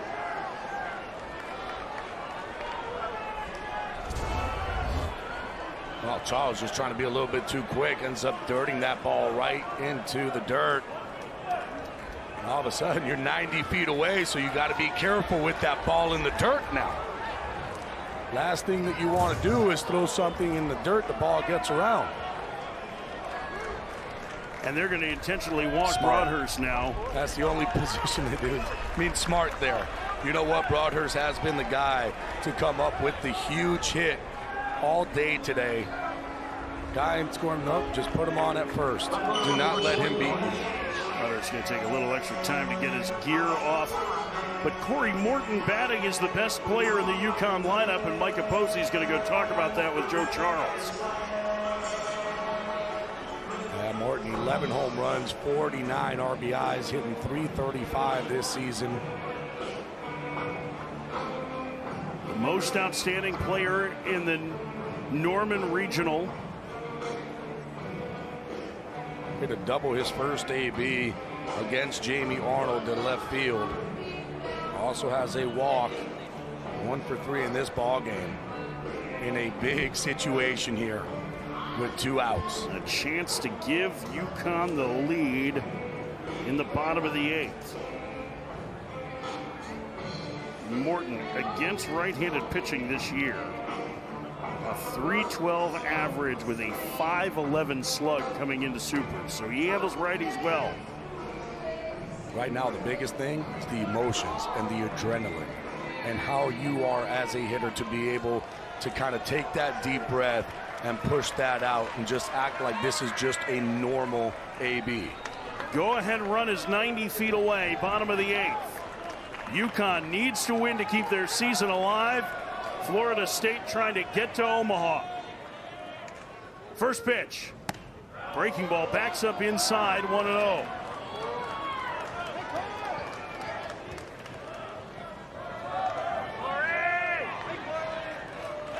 The Norwalk, Connecticut native waits.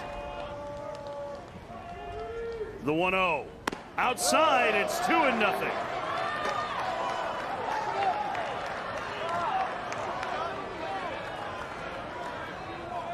Morton right here, you're looking for one pitch and one pitch only. A fastball out over the plate, and you're not trying to do too much. You're just trying to get that base hit right back up the box. The 2-0. Liner down the left field line and hooking foul. 2-0 breaking ball and get on in front. Me, I'm just trying to look really big part of the field. There's a lot of room up there that FSU is giving you. Lodis is kind of playing a little bit shaded over to that pull side. You got the row, so there's a huge opening where you can utilize that middle part. 2-1 in the dirt, 3-1.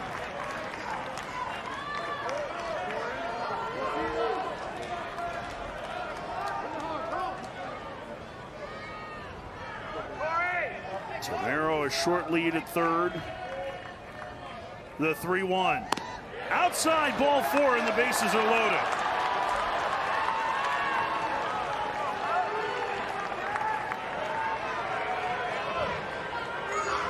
Brian Padilla will hit.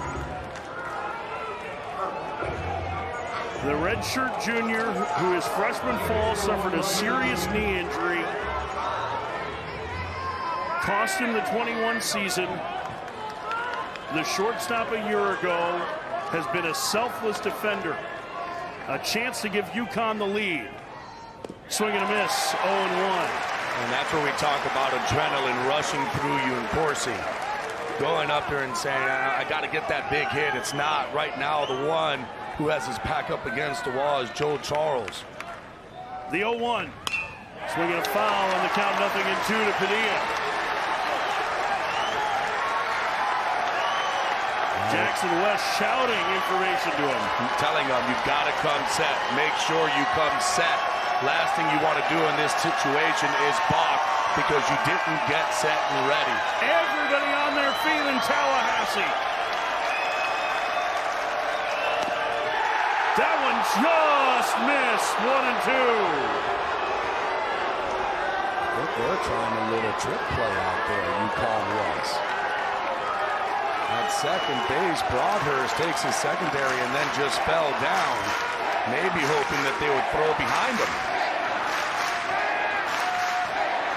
The 1-2 in the dirt. It's 2-2 to Padilla.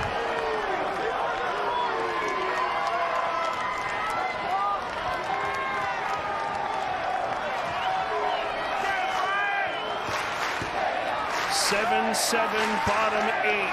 Game 2 of Supers. The pitch.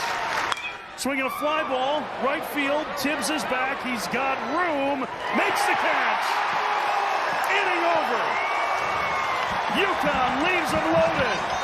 We head to the 9th. Tied at 7. Florida State trying to make their first Men's College World Series in 5 years.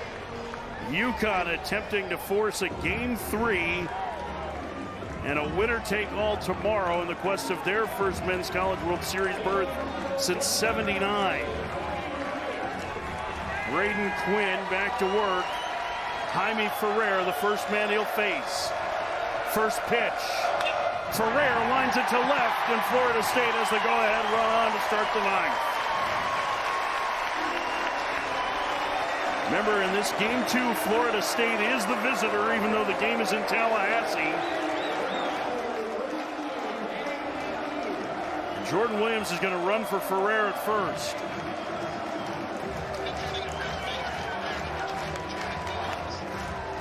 And Quinn will face the left-handed hitting Daniel Cantu.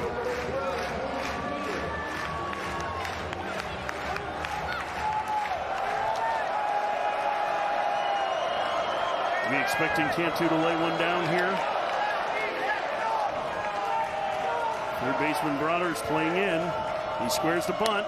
Takes low, 1-0. That's one of those situations. We're trying to get a guy in scoring position, lefty, but I don't know. You got to remember, too, you are the visiting team right now. You're not the home team, so it makes it a little bit different.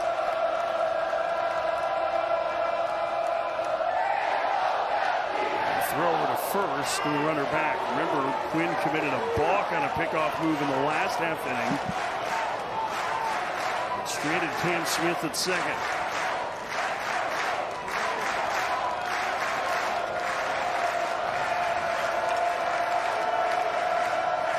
The 1-0. Down low, 2-0. And that time he was not bunting. He's in the driver's seat now. Cantu, the transfer from South Florida, waits. The pitch. 3-0.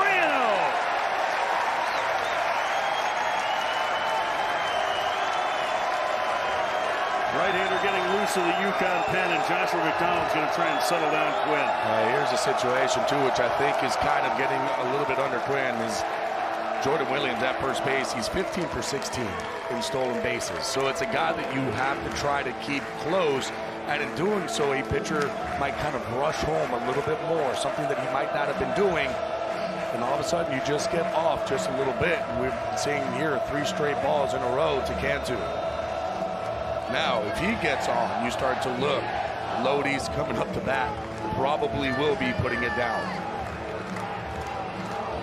Joshua McDonald's visit is over. Quinn took over in the 5th inning. The starter Quigley. Excuse me, the 6th. 2 1/3 innings worth of work. The set. The pitch. Called strike. It's 3-1.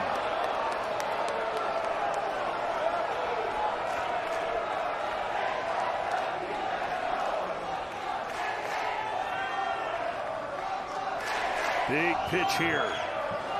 Go ahead, run at first. Cantu squares and takes low, and the first 2 have reached the Florida State ninth.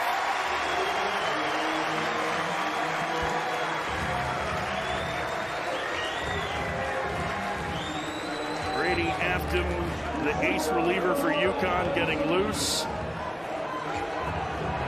And that, I think, is going to be it for Quinn. Jim Penders is going to make a move to Afton. Take Quinn out here after the first 2 have reached to the top of the 9th for Florida State. 7-7. Florida State wins. They go to Omaha. UConn trying to force a game 3 here in Tallahassee. In just a couple of moments. And Brady Afton, the ace reliever, first team all Big East relief pitcher for UConn, coming in a huge spot here with their season potentially on the line. Yeah, for Afton, it's a fastball, slider, changeup. Fastball at 91, 93 miles an hour, 25 strikeouts, and 21 2/3. Doesn't really walk guys, and in this situation, you've got to understand what's going on right now. Lodis is going up there. Very good chance that he's going to put down that bunt, and he's going to have to try to put down that bunt to the third baseman, so he has to come up and make the play. Wheel play on. Lodi squares and takes the ball, 1-0. And And that was an interesting wheel play, too, because the first baseman didn't come in. The second baseman went towards second. First baseman stayed back. Making a little shift on the defensive side. Lodis with 6 sacrifice leads the team. The pitch. He bunts it to first. They've got to play at third. Delena bobbles it. Everybody's going to be safe.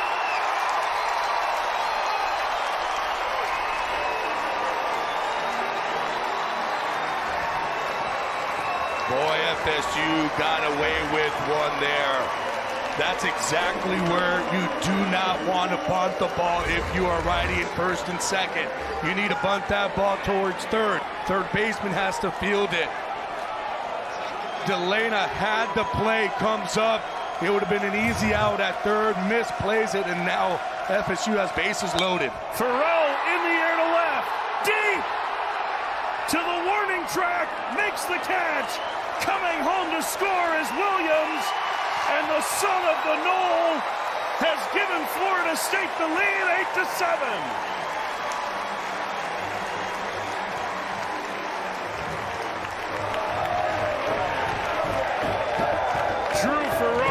On the first pitch, the son of a former Knowles player gives him an 8-7 advantage in the ninth.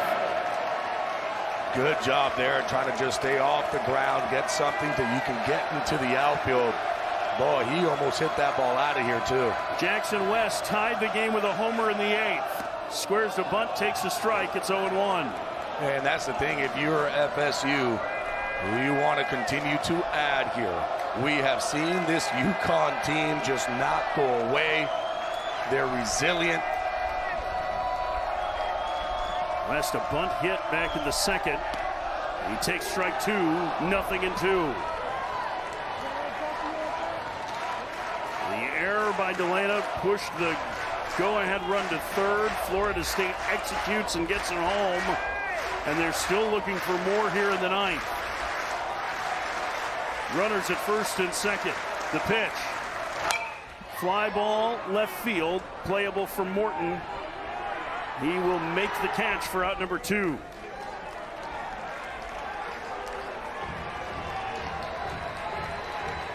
And up comes Max Williams. The leadoff man, a single and a home run today in 5 trips. 8-7 Florida State, top of the ninth.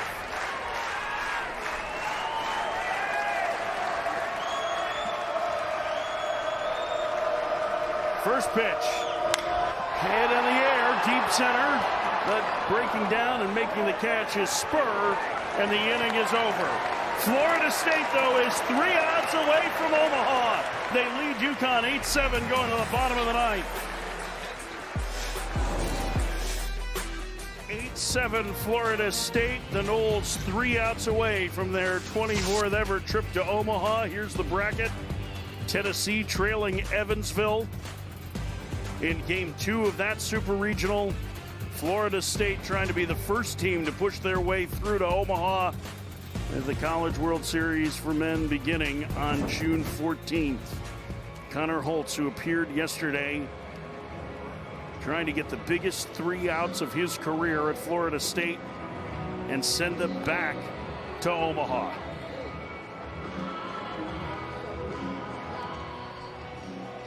Wow. Well, Connor Holtz, he pitched in yesterday's ball game, and he was very good for Florida State, and they're going to call upon him to see if he can send them to the College Baseball World Series, but it's not going to be easy. Diamez Ross is the new center fielder. Max Williams slides over to left after Farrar was pinch run for, and we're going to have a pinch hitter for Garbowski. This is Matt Malcolm, one of the 9 Division III transfers on this roster. Right-handed hitting catcher with power who put on a show in batting practice yesterday. 8-7 Florida State leads, bottom of the ninth. 6, 7, and 8 due for UConn, starting with Malcolm. The first pitch. Takes a strike, 0-1.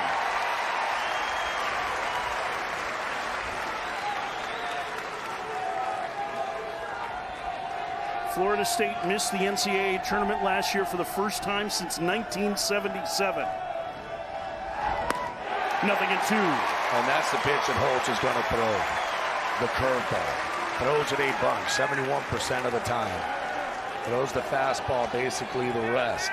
Fastball in the upper 80s. The 0-2. Foul back. Ooh, that one was up a little bit, and Malcolm had a big cut. Yeah, we saw Malcolm yesterday in BP hit some tanks to center field, left field, right field, all over this park. Guy with a bunch of power, 8 home runs on the season. Only 18 hits, too. The 0-2 in the dirt. It's 1-2. I mean, that's 18 hits, and 8 of them have left the yard. He drew a bases-loaded walk as a pinch hitter yesterday. Then got hit by a pitch. He was on base both times, didn't record an AB. And then had to leave the game because of heat exhaustion. 1-2 the count. UConn down a run last of the ninth.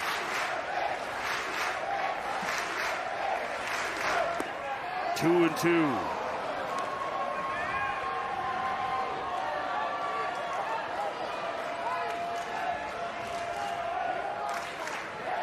Malcolm a deep breath as he digs back in to face Holtz.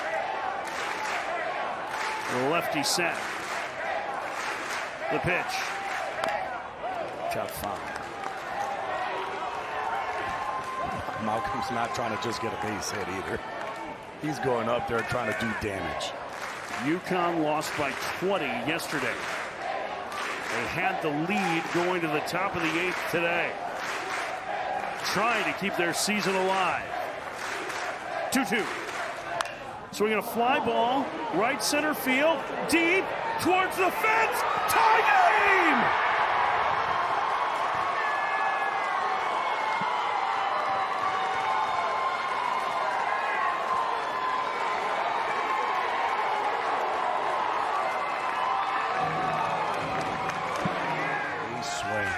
Big time situation. Grad transfer for Eastern Connecticut State University, a former second-team D3 All-American. Minnick fouls it away.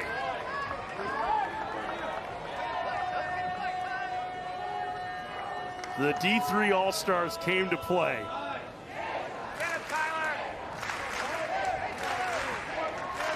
Count 2-2 to Minnick.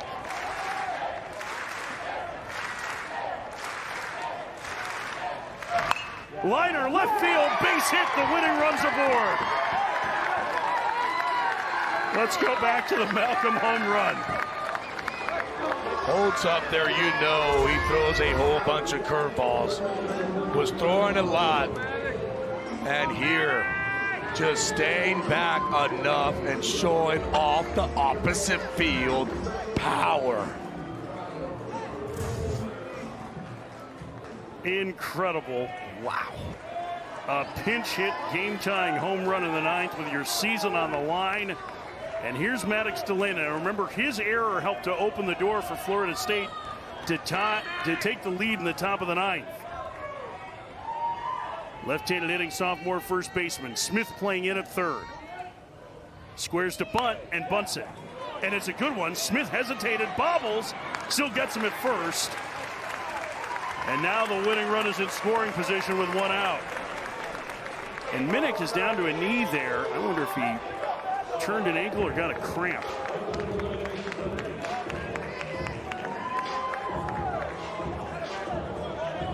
Jim Pender's checking on him, gets the thumbs up, says he's okay. Here's Jake Studley, the number 9 hitter. And here comes Link Jarrett to make a pitching change with a string of right-handed batters coming up. 8-8, bottom of the 9th inning. Jarrett makes the call to the bullpen. And UConn with the winning run in scoring position in the bottom of the 9th, trying to force a winner-take-all game tomorrow. Wow. We have everything in this game. This has been one of the best college baseball games I think I've ever been a part of. And Connor Whitaker, who's a potential starter for tomorrow, is going to take over. take another look at the game-tying home run from Matt Malcolm. And you just see that pitch just up in the zone, and it's not going to do much when you throw it up there. Hanging breaking ball. And it's what you're supposed to do with it if you're a hitter. Hit it a long way. And boy, Malcolm, did he ever. Getting the belly rub.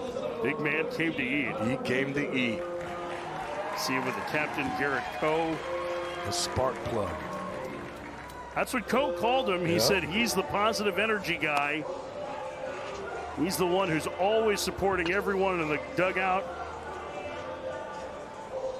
and trying to keep his college career going for at least one more day,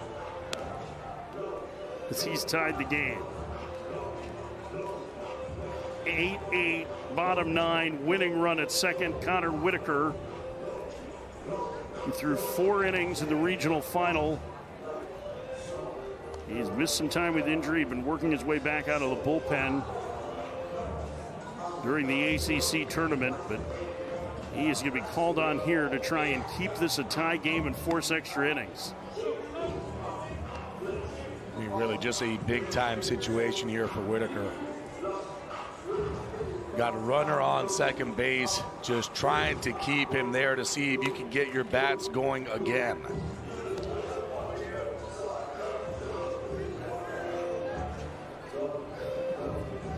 Here's the run reaction of Malcolm at the belly rub. Yeah.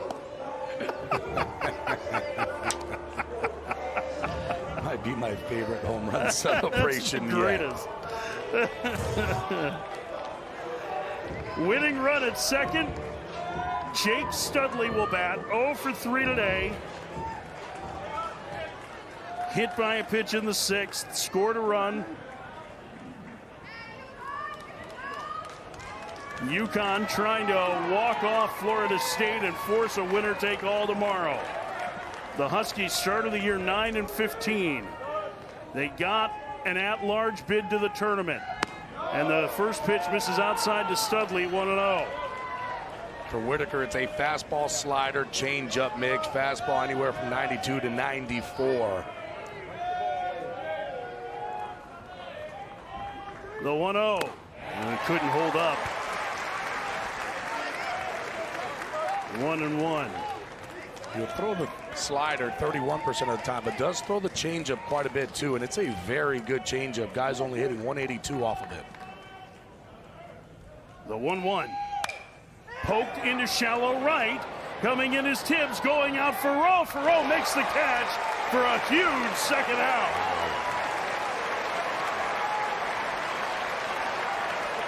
That's a huge play for Thoreau. Going after, got to go a long way to get this one. Outstretched arm, making the play. 2 outs. Man on second. Caleb Spur up to bat. Huge situation here for UConn. 0 for 5 today. The grad transfer from Division III Endicott. First pitch. Takes outside, 1-0.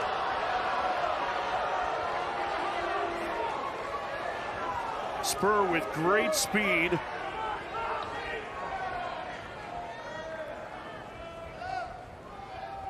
The pitch. Checks his swing, takes low. It's 2-0. Minnick, the freshman, running at second. Whitaker trying to force extra innings. Give the heart of the Florida State order a chance. The 2-0. Swing and a miss. 2-1. That was a beaut. I mean, that slider has just been working right now. Sharp. Right on that outside corner. Darting away.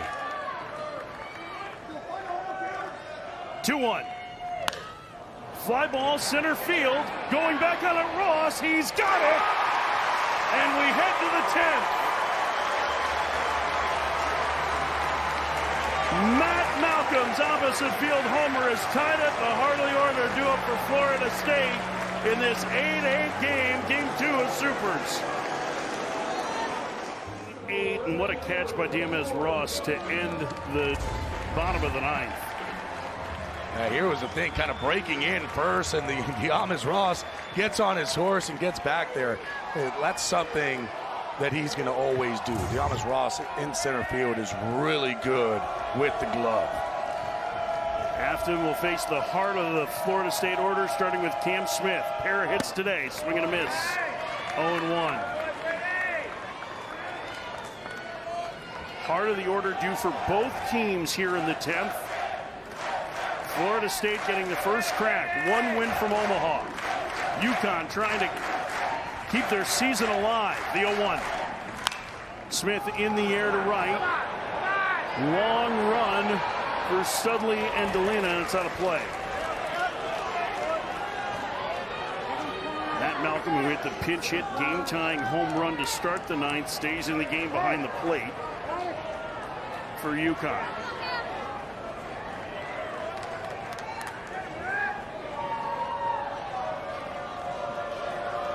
Brady Afton retired all three that he faced in the Florida State ninth.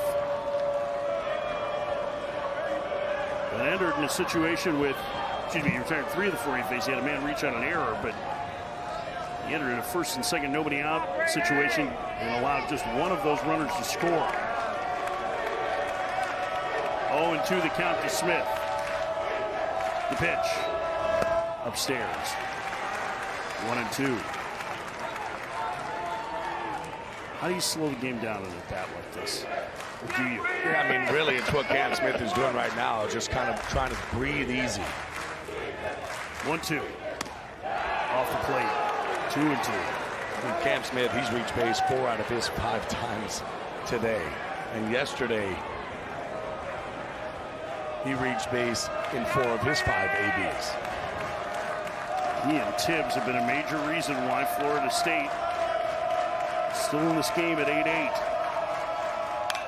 Smith fouls that one out of play. You can see for Smith what he's doing, just letting that ball travel. That way you're able to stay on that breaking ball and that fastball. He is strong enough where if he just connects on the barrel, that ball can go.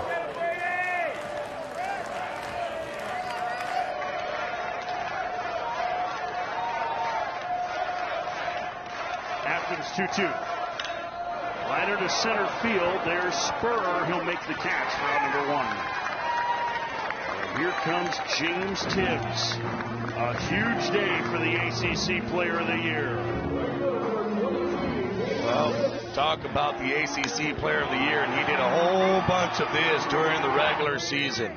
A 2-run shot there in the 3rd, and another 2-run shot in the 5th.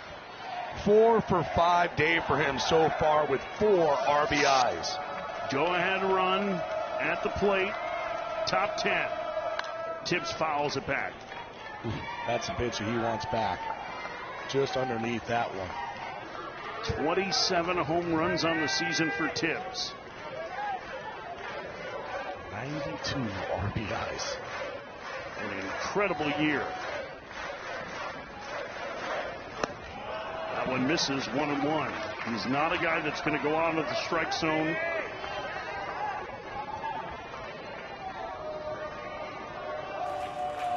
.53 walks, 31 strikeouts this season. The 1-1 on its way. Upstairs, 2-1.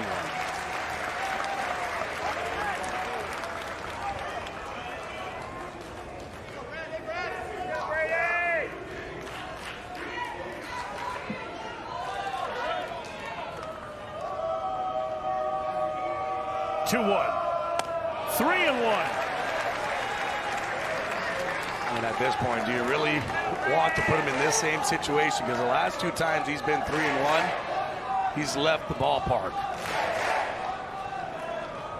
Marco Dinges, who's homered in this game, homered yesterday, is on deck. 3-1. Down low, ball 4, Tibbs walks. Go ahead and run at first now for Dinges.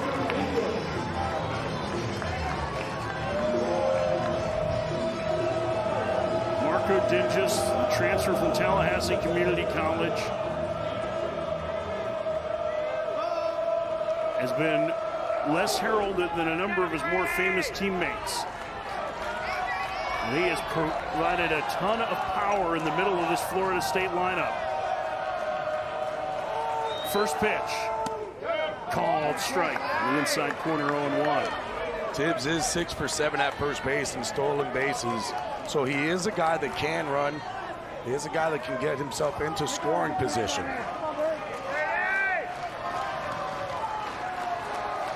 0-1 the count. The set.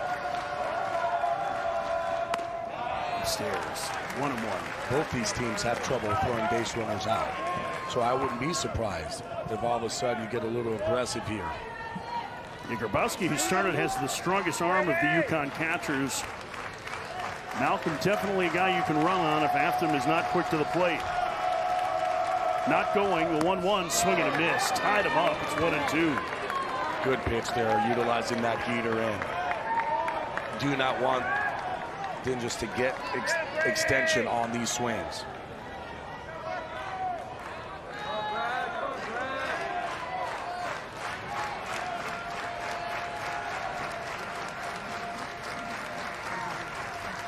The 1-2. Called strike 3. Dinges can't believe it.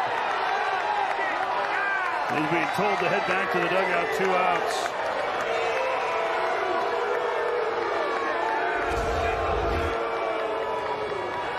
Goes right to the slider. Boy, that's a good pitch. Not much you could do with that. Not much you can do with that one. Down and away. DMS Ross will bat. Ross, a home run yesterday, was the starting center fielder to open the year, where a hamstring issue shelved him. Takes a strike, 0-1.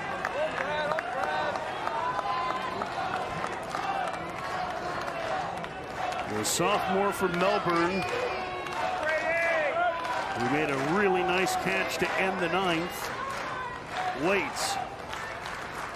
He lines out when fouled on the left field line. It's 0-2. Heart of the order due for UConn in the bottom of the 10th. Tamero, Broadhurst, and Morton.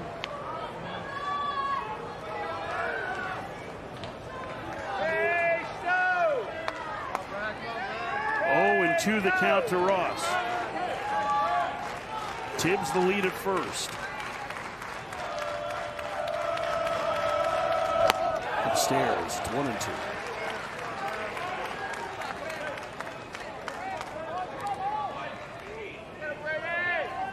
Every pitch accompanied by claps and cheers, and the intensity of this game. You can feel it everywhere. 1-2, runner goes. Pitches a ball. Malcolm loses the handle. It's a stolen base. Now FSU, with that stolen base by Tibs, has a man in scoring position for Ross on this 2-2 count with 2 outs.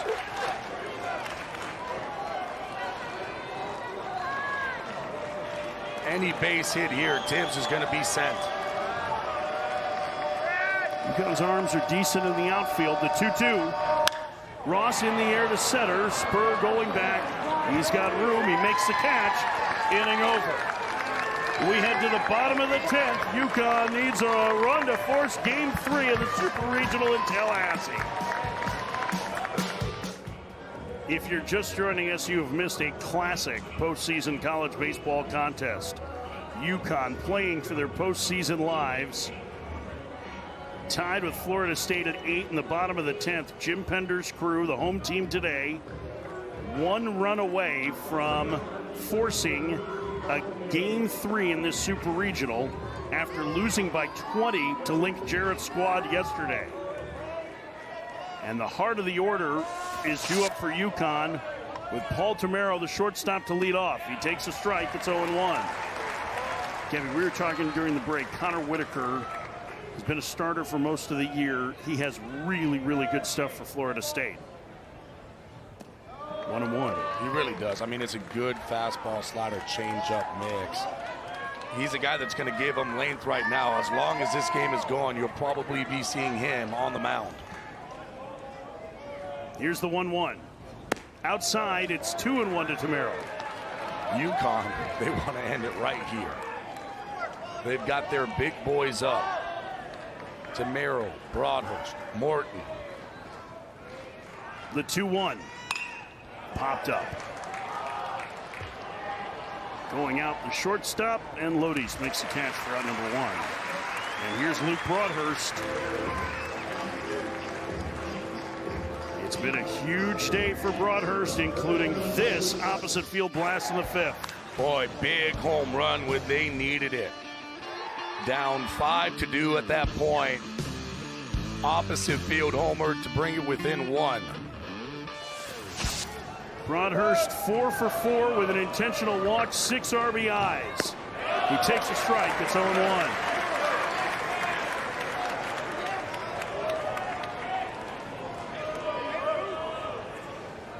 The pitch. Inside, it's 1-1. You can see Whitaker, too, throwing that sinker down in the zone. Does not want to elevate any pitch here to Broadhurst. Grounder to short, charging Lodi's. Throws the first 2 outs.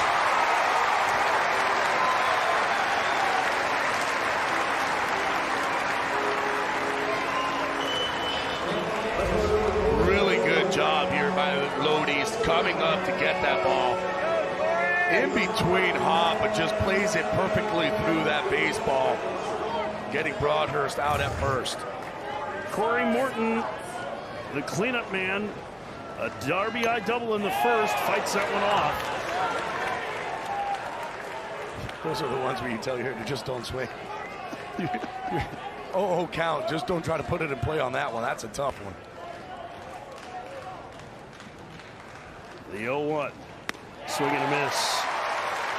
Boy, the silence between every pitch, the anticipation, the nerves in this Tallahassee crowd. Whitaker ahead, 0-2. Swing and a miss. The heart of the UConn order goes down in order, and the 10th. On to the 11th, tied at 8. What's at stake today? Florida State a win away from their first Men's College World Series in 5 years. UConn trying to force a Game 3 of Super Regionals. They need to win to do that and keep their season alive. Jim Pender's squad has had their backs against the wall for most of the year. Today is no different. And this has been one heck of a ball game. As they had to move some people around. Down the third base line, and we get ready to start the 11th. Daniel Cantu will lead things off. Left-handed hitting first baseman. And look how they're playing him. You got that whole entire left side basically open if you're Cantu. First pitch. Takes outside, 1-0. And where are they pitching him? Away. Right now in these kind of situations, if you're Cantu, you are just trying to get on base. Cantu, the transfer from South Florida, who had a big home run in the Austin Super Regional a couple of years ago. Swings and misses, it's 1-1. He was a very good postseason performer at USF, the American Athletic Conference most outstanding player in the 22 tournament.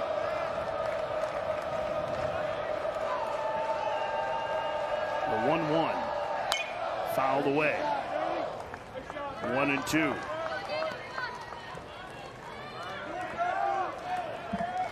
Six, 7, and 8 for Florida State here in the 11th.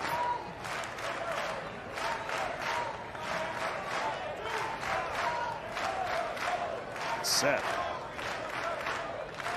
The 1-2 upstairs, 2-2. Here we play the numbers game here. This game started at 11 a.m. Eastern. It's the 11th inning. Florida State won their first game of the year 11-0. Number 11, Mike Martin's number. Outside, and the count is full to Cantu.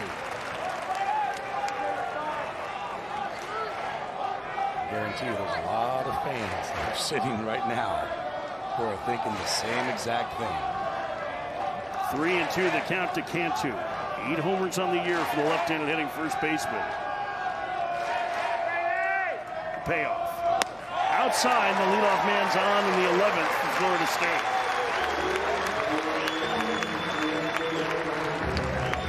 Second walk from Afton.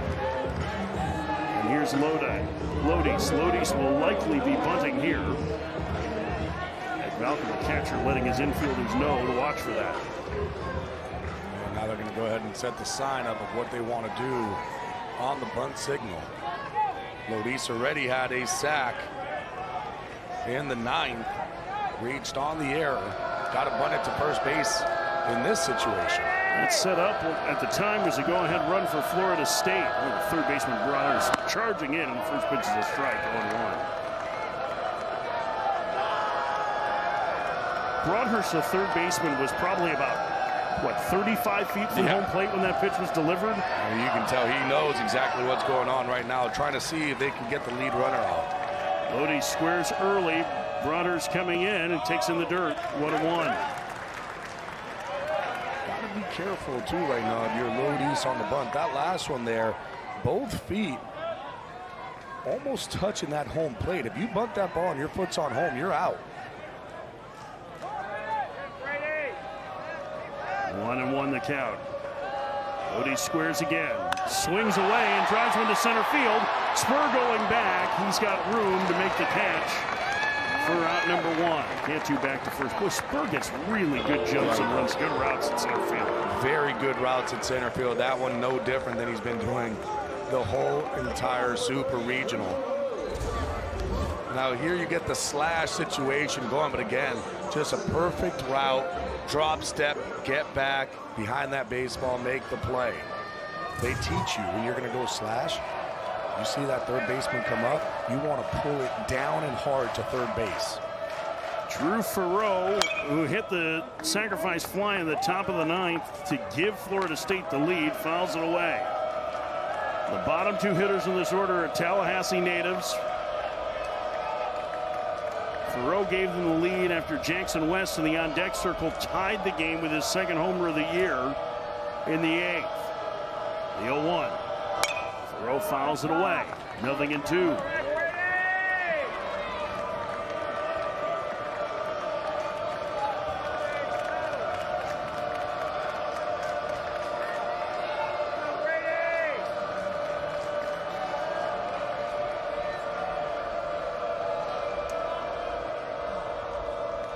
The pitch outside, 1-2.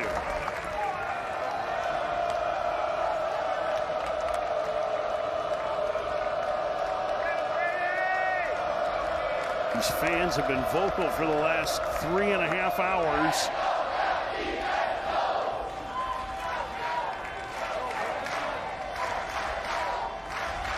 The 1-2 swing and a miss. It gets away. Farreau will be out. His first was occupied, but the go-ahead run's in scoring position now. A wild pitch lets the Ram get to second, and here's Jackson West. 8-8, top of the 11th.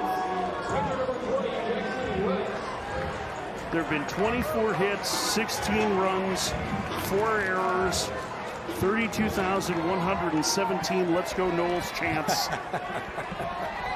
and 1 massive belly rub from Matt Malcolm, who hit the game-tying pinch hit homer in the bottom of the 9th for UConn. First pitch to Jackson West. He swings and hits it in the air, right center field, Spur over, Spurs got it, inning over. Florida State wastes the leadoff walk to the bottom of the 11th, tied at 8. UConn trying to stay alive.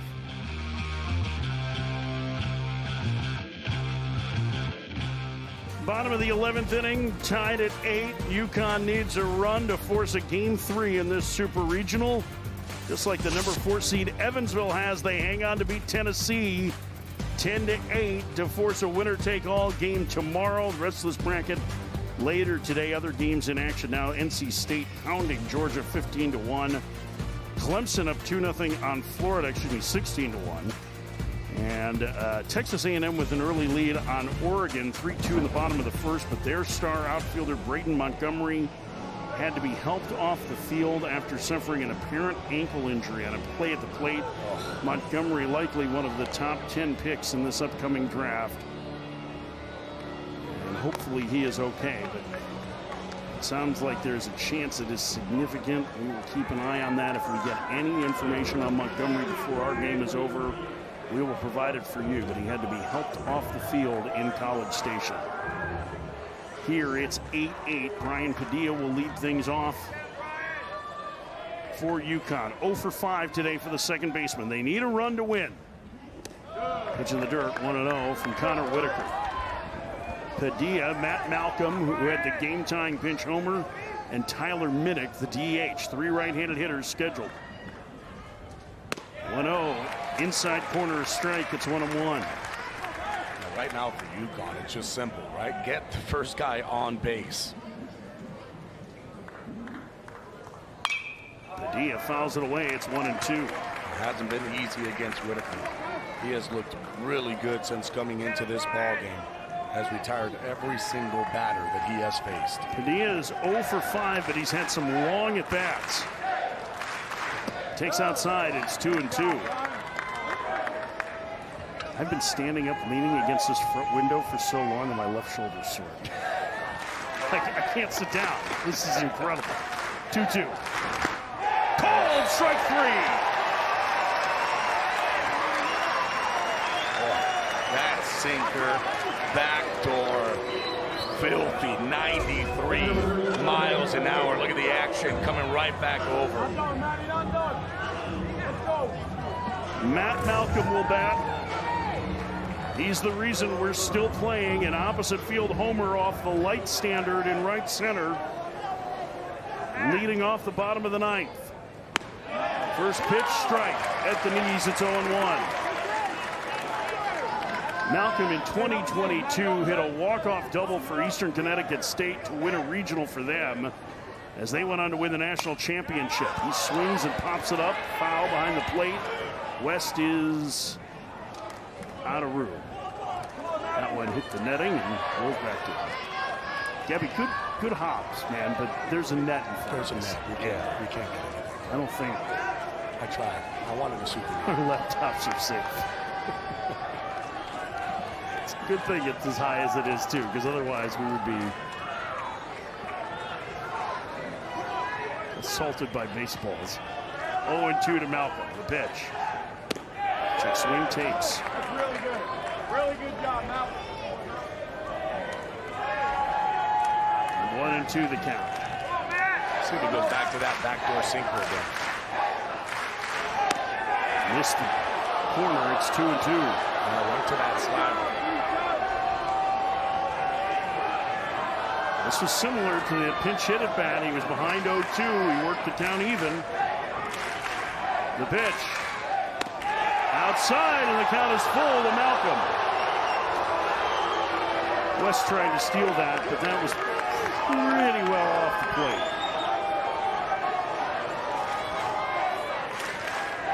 The 3-2. Malcolm pops it up. Right center field. That's deeper than I thought. It's on the warning track. Ross fighting the sun makes the catch for out number 2. Well, that didn't sound good, but the wind has started to pick up the right center. Boy, Ross really had to fight the sun and the wind on this one. Malcolm just with a ton of power. You can see just kind of fighting the sun, had that glove up, has his glasses on.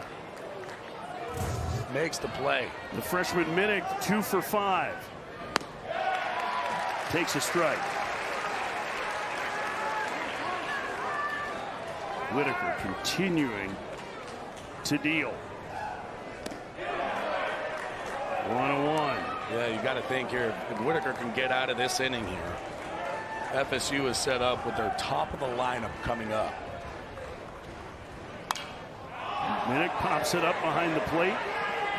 West doesn't have room again. He's getting good at playing those caroms, though. 1-2. Savannah Bananas, you're out there. Yeah, it's true. The fan catches it. These are NCAA rules, not banana ball here, though. I mean, the game's been bananas. On the ground to third. Smith has it. 1, 2, 3. 11th for Whitaker. Williams, Smith, Tibbs. Set to hit for Florida State in the 12th, tied at 8. Here's why we're still here. 8th inning. Jackson West, the Tallahassee native, his second home run of the year. Tied the game in the top of the 8th. Top of the 9th. Bases loaded. Drew Furrow. Sacrifice fly gave Florida State the lead. And then Matt Malcolm's pinch hit home run tied it for UConn in the bottom of the 9th. We are tied at 8 in the 12th, and Max Williams fouls it away. 0-1. Top of the order for Florida State here. Williams, Smith, Tibbs.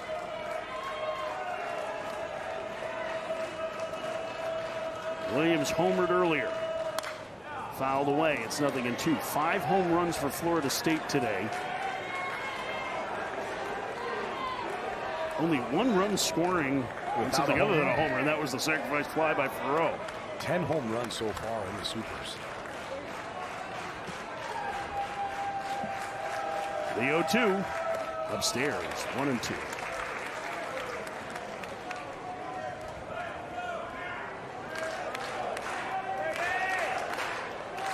Afton has gone 3 innings of work to this point.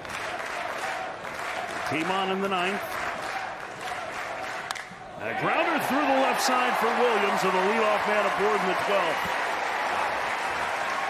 What an AB there for Max Williams. 2 strikes, doesn't try to do too much.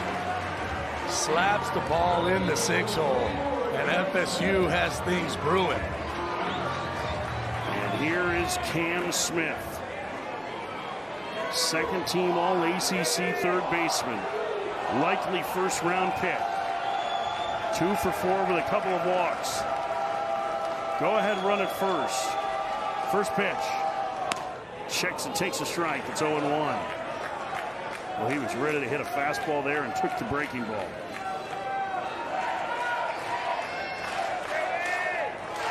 Williams, 5 of 6 in stolen base attempts, gets the lead from first. The 0-1, instead of throw over to first, and Delina knocks it down. Boy, that had trouble written all over it. I think actually Max Williams Yeah. knocked it down himself. A little help there on the one-hop throw.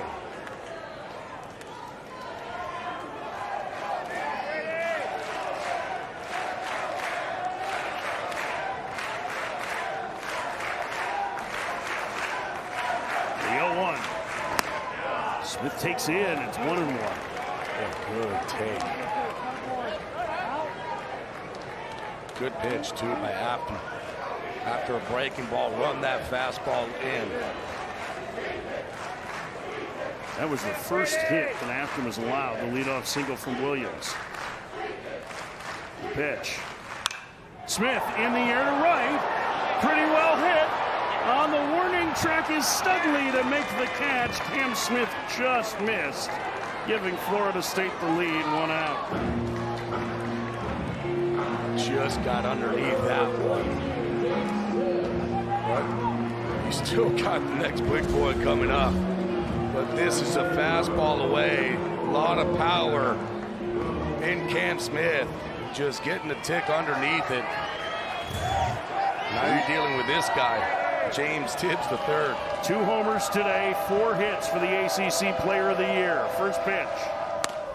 Tibbs takes outside, 1-0.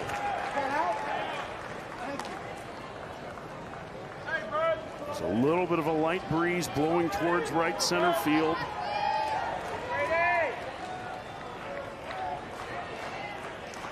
The set. The 1-0. Tibbs, right field. Gone!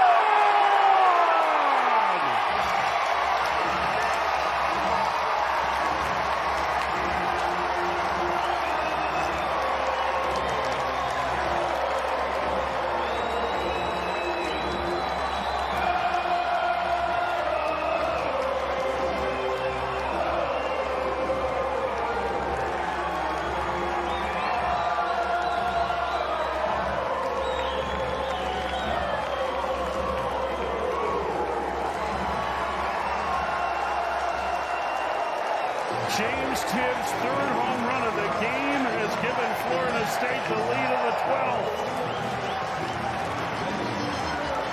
Boy, big-time players come up in big-time situations.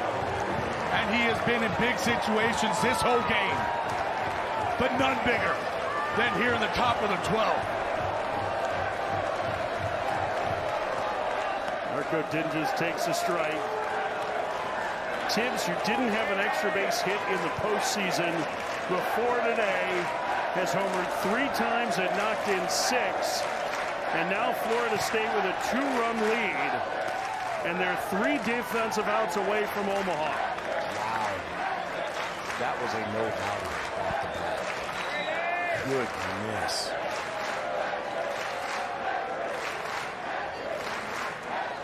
Two and one, the count to Dinges. Fouled away, it's 2-2. There's the curtain call for Tibs. 94 RBIs and 28 home runs on the season. And his team 3 outs away from continuing their year in Omaha. 2-2.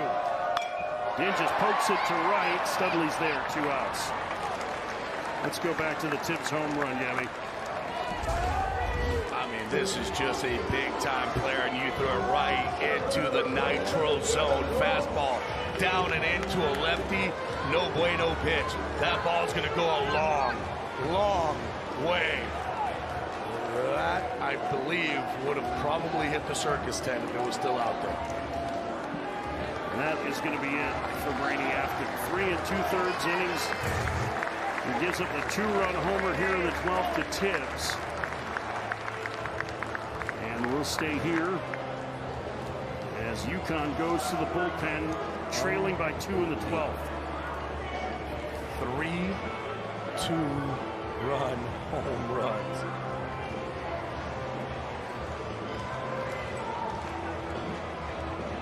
Five hits in today's ball game. 3 left the yard. 6 RBIs. And this has a chance to send the Seminoles to the College World Series.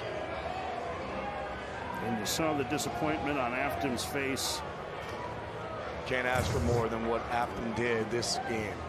Gave his team a chance in the bottom of the 9th, in the 10th, and the 11th to win it in walk-off fashion. He ran into the ACC Player of the Year here in the 12th, and James Tibs, a 3-homer game. Wow. Well, I don't think he has a problem anymore with his hitting partner. No, He struggled in regionals, 0 for 9, tinkered with stuff in the cage. We talked to Lee Jarrett. He said, yeah, you know what? He's been working really hard, just kind of messing with little things. Nothing big, nothing major. Just trying to get that swing back. I think he found it. Now, all that hard work certainly paying off. He had a couple of base hits yesterday. Right from jump. He's been on it today. 10-8.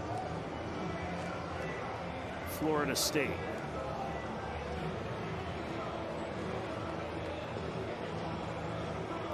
Boy, that anticipation has to be incredible in that Florida State dugout. You know they want a dog pile here in Tallahassee. Here's a look at the bracket. Tennessee fell to Evansville earlier today. Game 3 in Knoxville tomorrow. Winner to Omaha. Here, Florida State has the 2-run lead in the 12th over UConn. This UConn team is not going to go quietly in the 12th. They have done nothing but battle. Kieran Finnegan is on. Left-handed senior. It's been an important bullpen piece down the stretch. And he'll face Ross, trying to keep this a 2-run deficit. First pitch misses 1-0. Looking ahead to the UConn 12th.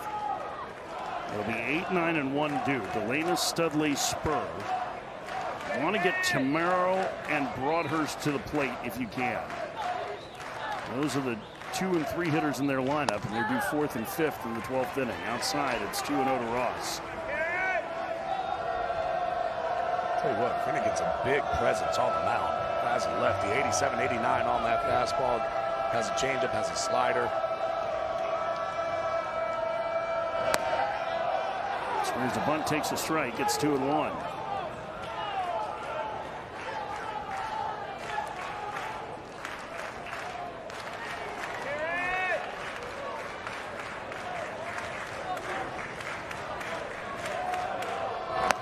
Outside, 3-1 to Ross. And if you're Finnegan, this is not what you want. You want to go right after these guys. 2 outs. Let your offense work. They've been working and doing a great job all game of battling back. Swing and a miss. Count is full. He's in here to face Ross and Cantu, the other left-handed hitter in the on-deck circle. Finnegan hoping to make it happen here, having trouble hearing the sign from the dugout. And now home plate umpire, Smart move. yeah, Ryan Brower not wanting to issue a pitch timer violation. He knows too that it is loud. He probably can't even hear, so he knows, hey, let's get this right here. Say big time count, 3-2 with 2 outs.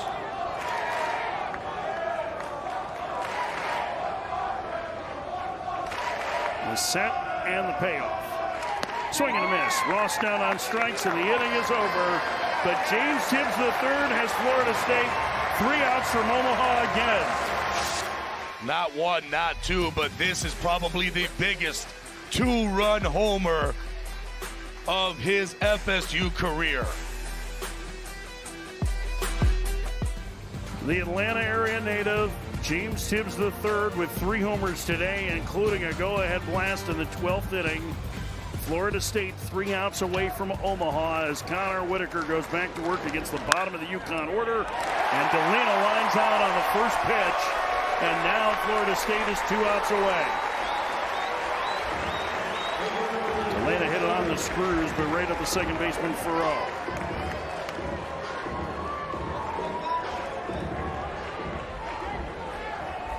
One out for Jake Studley. 0 for 4. First pitch to the right fielder. He swings and pops it up. Going in is Tibs. It'll fall foul. That was a dangerous one there. Cantu coming out, Tibs coming in, and you can see the Tibs kind of pulled up just a little bit. Last thing you want to see are Tibs, Cantu, Farrow hitting each other. UConn being aggressive here against Whitaker. He has yet to allow a base runner since coming into the game.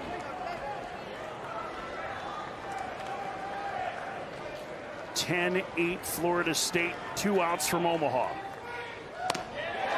Outside, it's 1-1.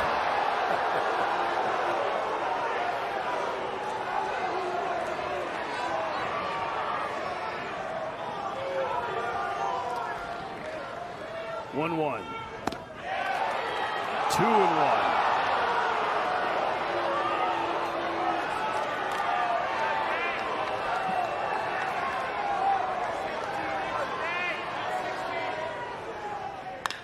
Wrapped on the ground to short. Lodi's has it. 2 outs.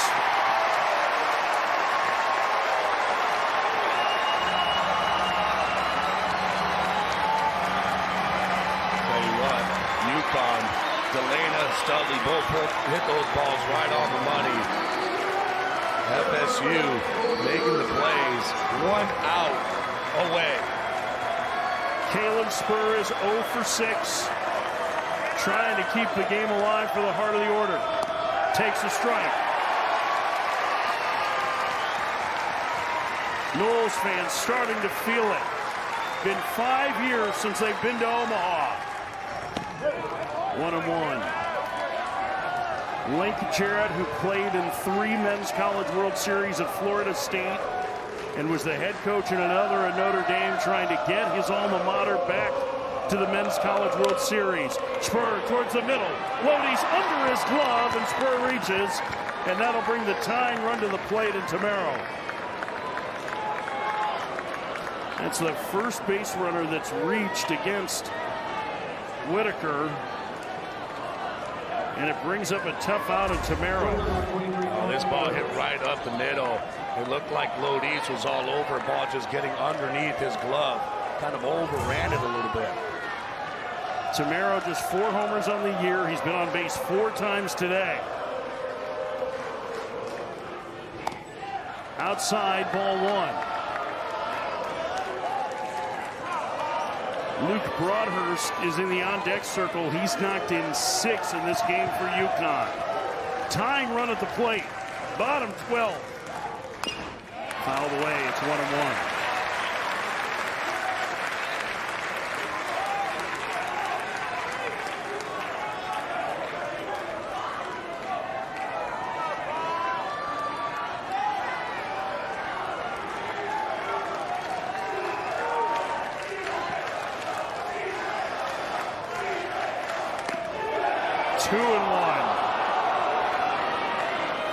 For UConn, they're just trying to get the guy on deck up to bat in Broadhurst.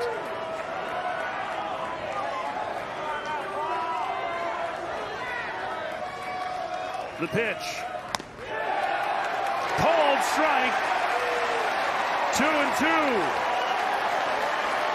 And now Florida State 1 strike away from Omaha.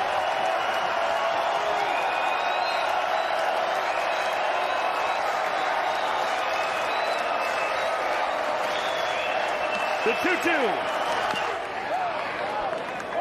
Tamero stays alive. UConn not going down without a fight. They've had to battle all season. Now their year is on the line. The 2-2. Fouled away. Just every single AB has been the same. Just battling, fouling off tough pitches.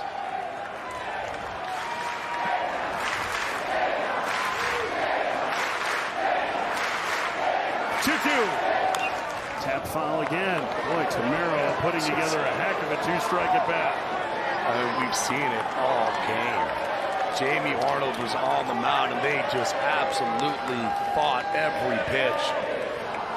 Guarantee you that Jim Penders is going to be ecstatic with the way that his team played, regardless of the outcome. Down a pair, the pitch. Another foul ball, and that one cranked off his ankle.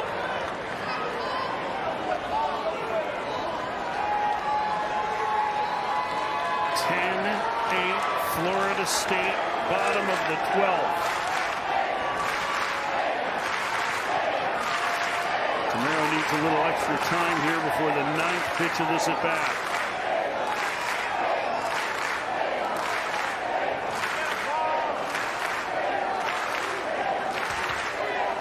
The senior digs in. Whitaker the sign. 2-2. Swing and a miss! The Noles are Omaha bound!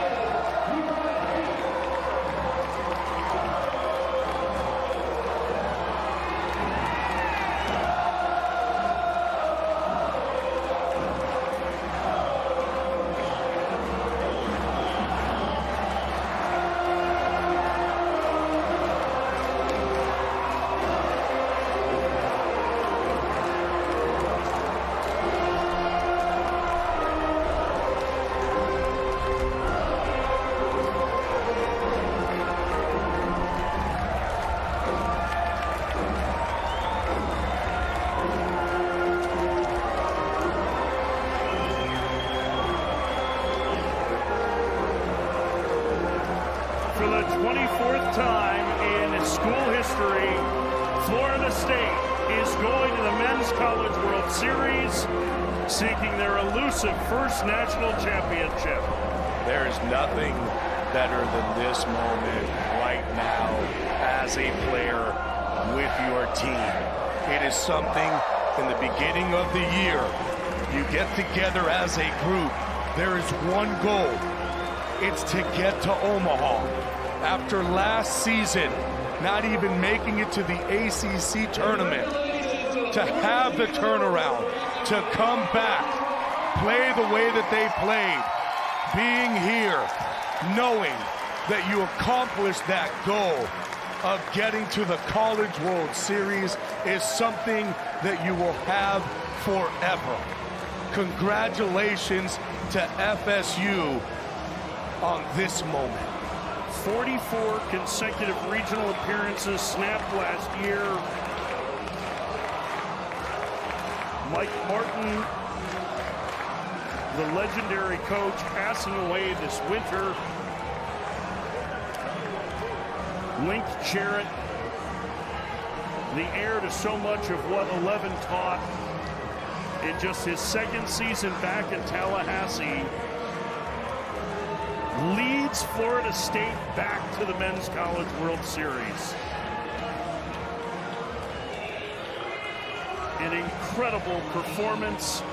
James Tibs III, the ACC Player of the Year, 3 home runs, and that performance from Connor Whitaker out of the bullpen helped to save it. The first entrant into the 2024 Men's College World Series is that man, James Tibs, and the Florida State Seminoles as they defeat UConn 10-8 in 12 innings. For Gabby Sanchez and our entire outstanding crew here in Tallahassee, I'm Mike Farron. Thank you for joining us for the NCAA Super Regionals on ESPN.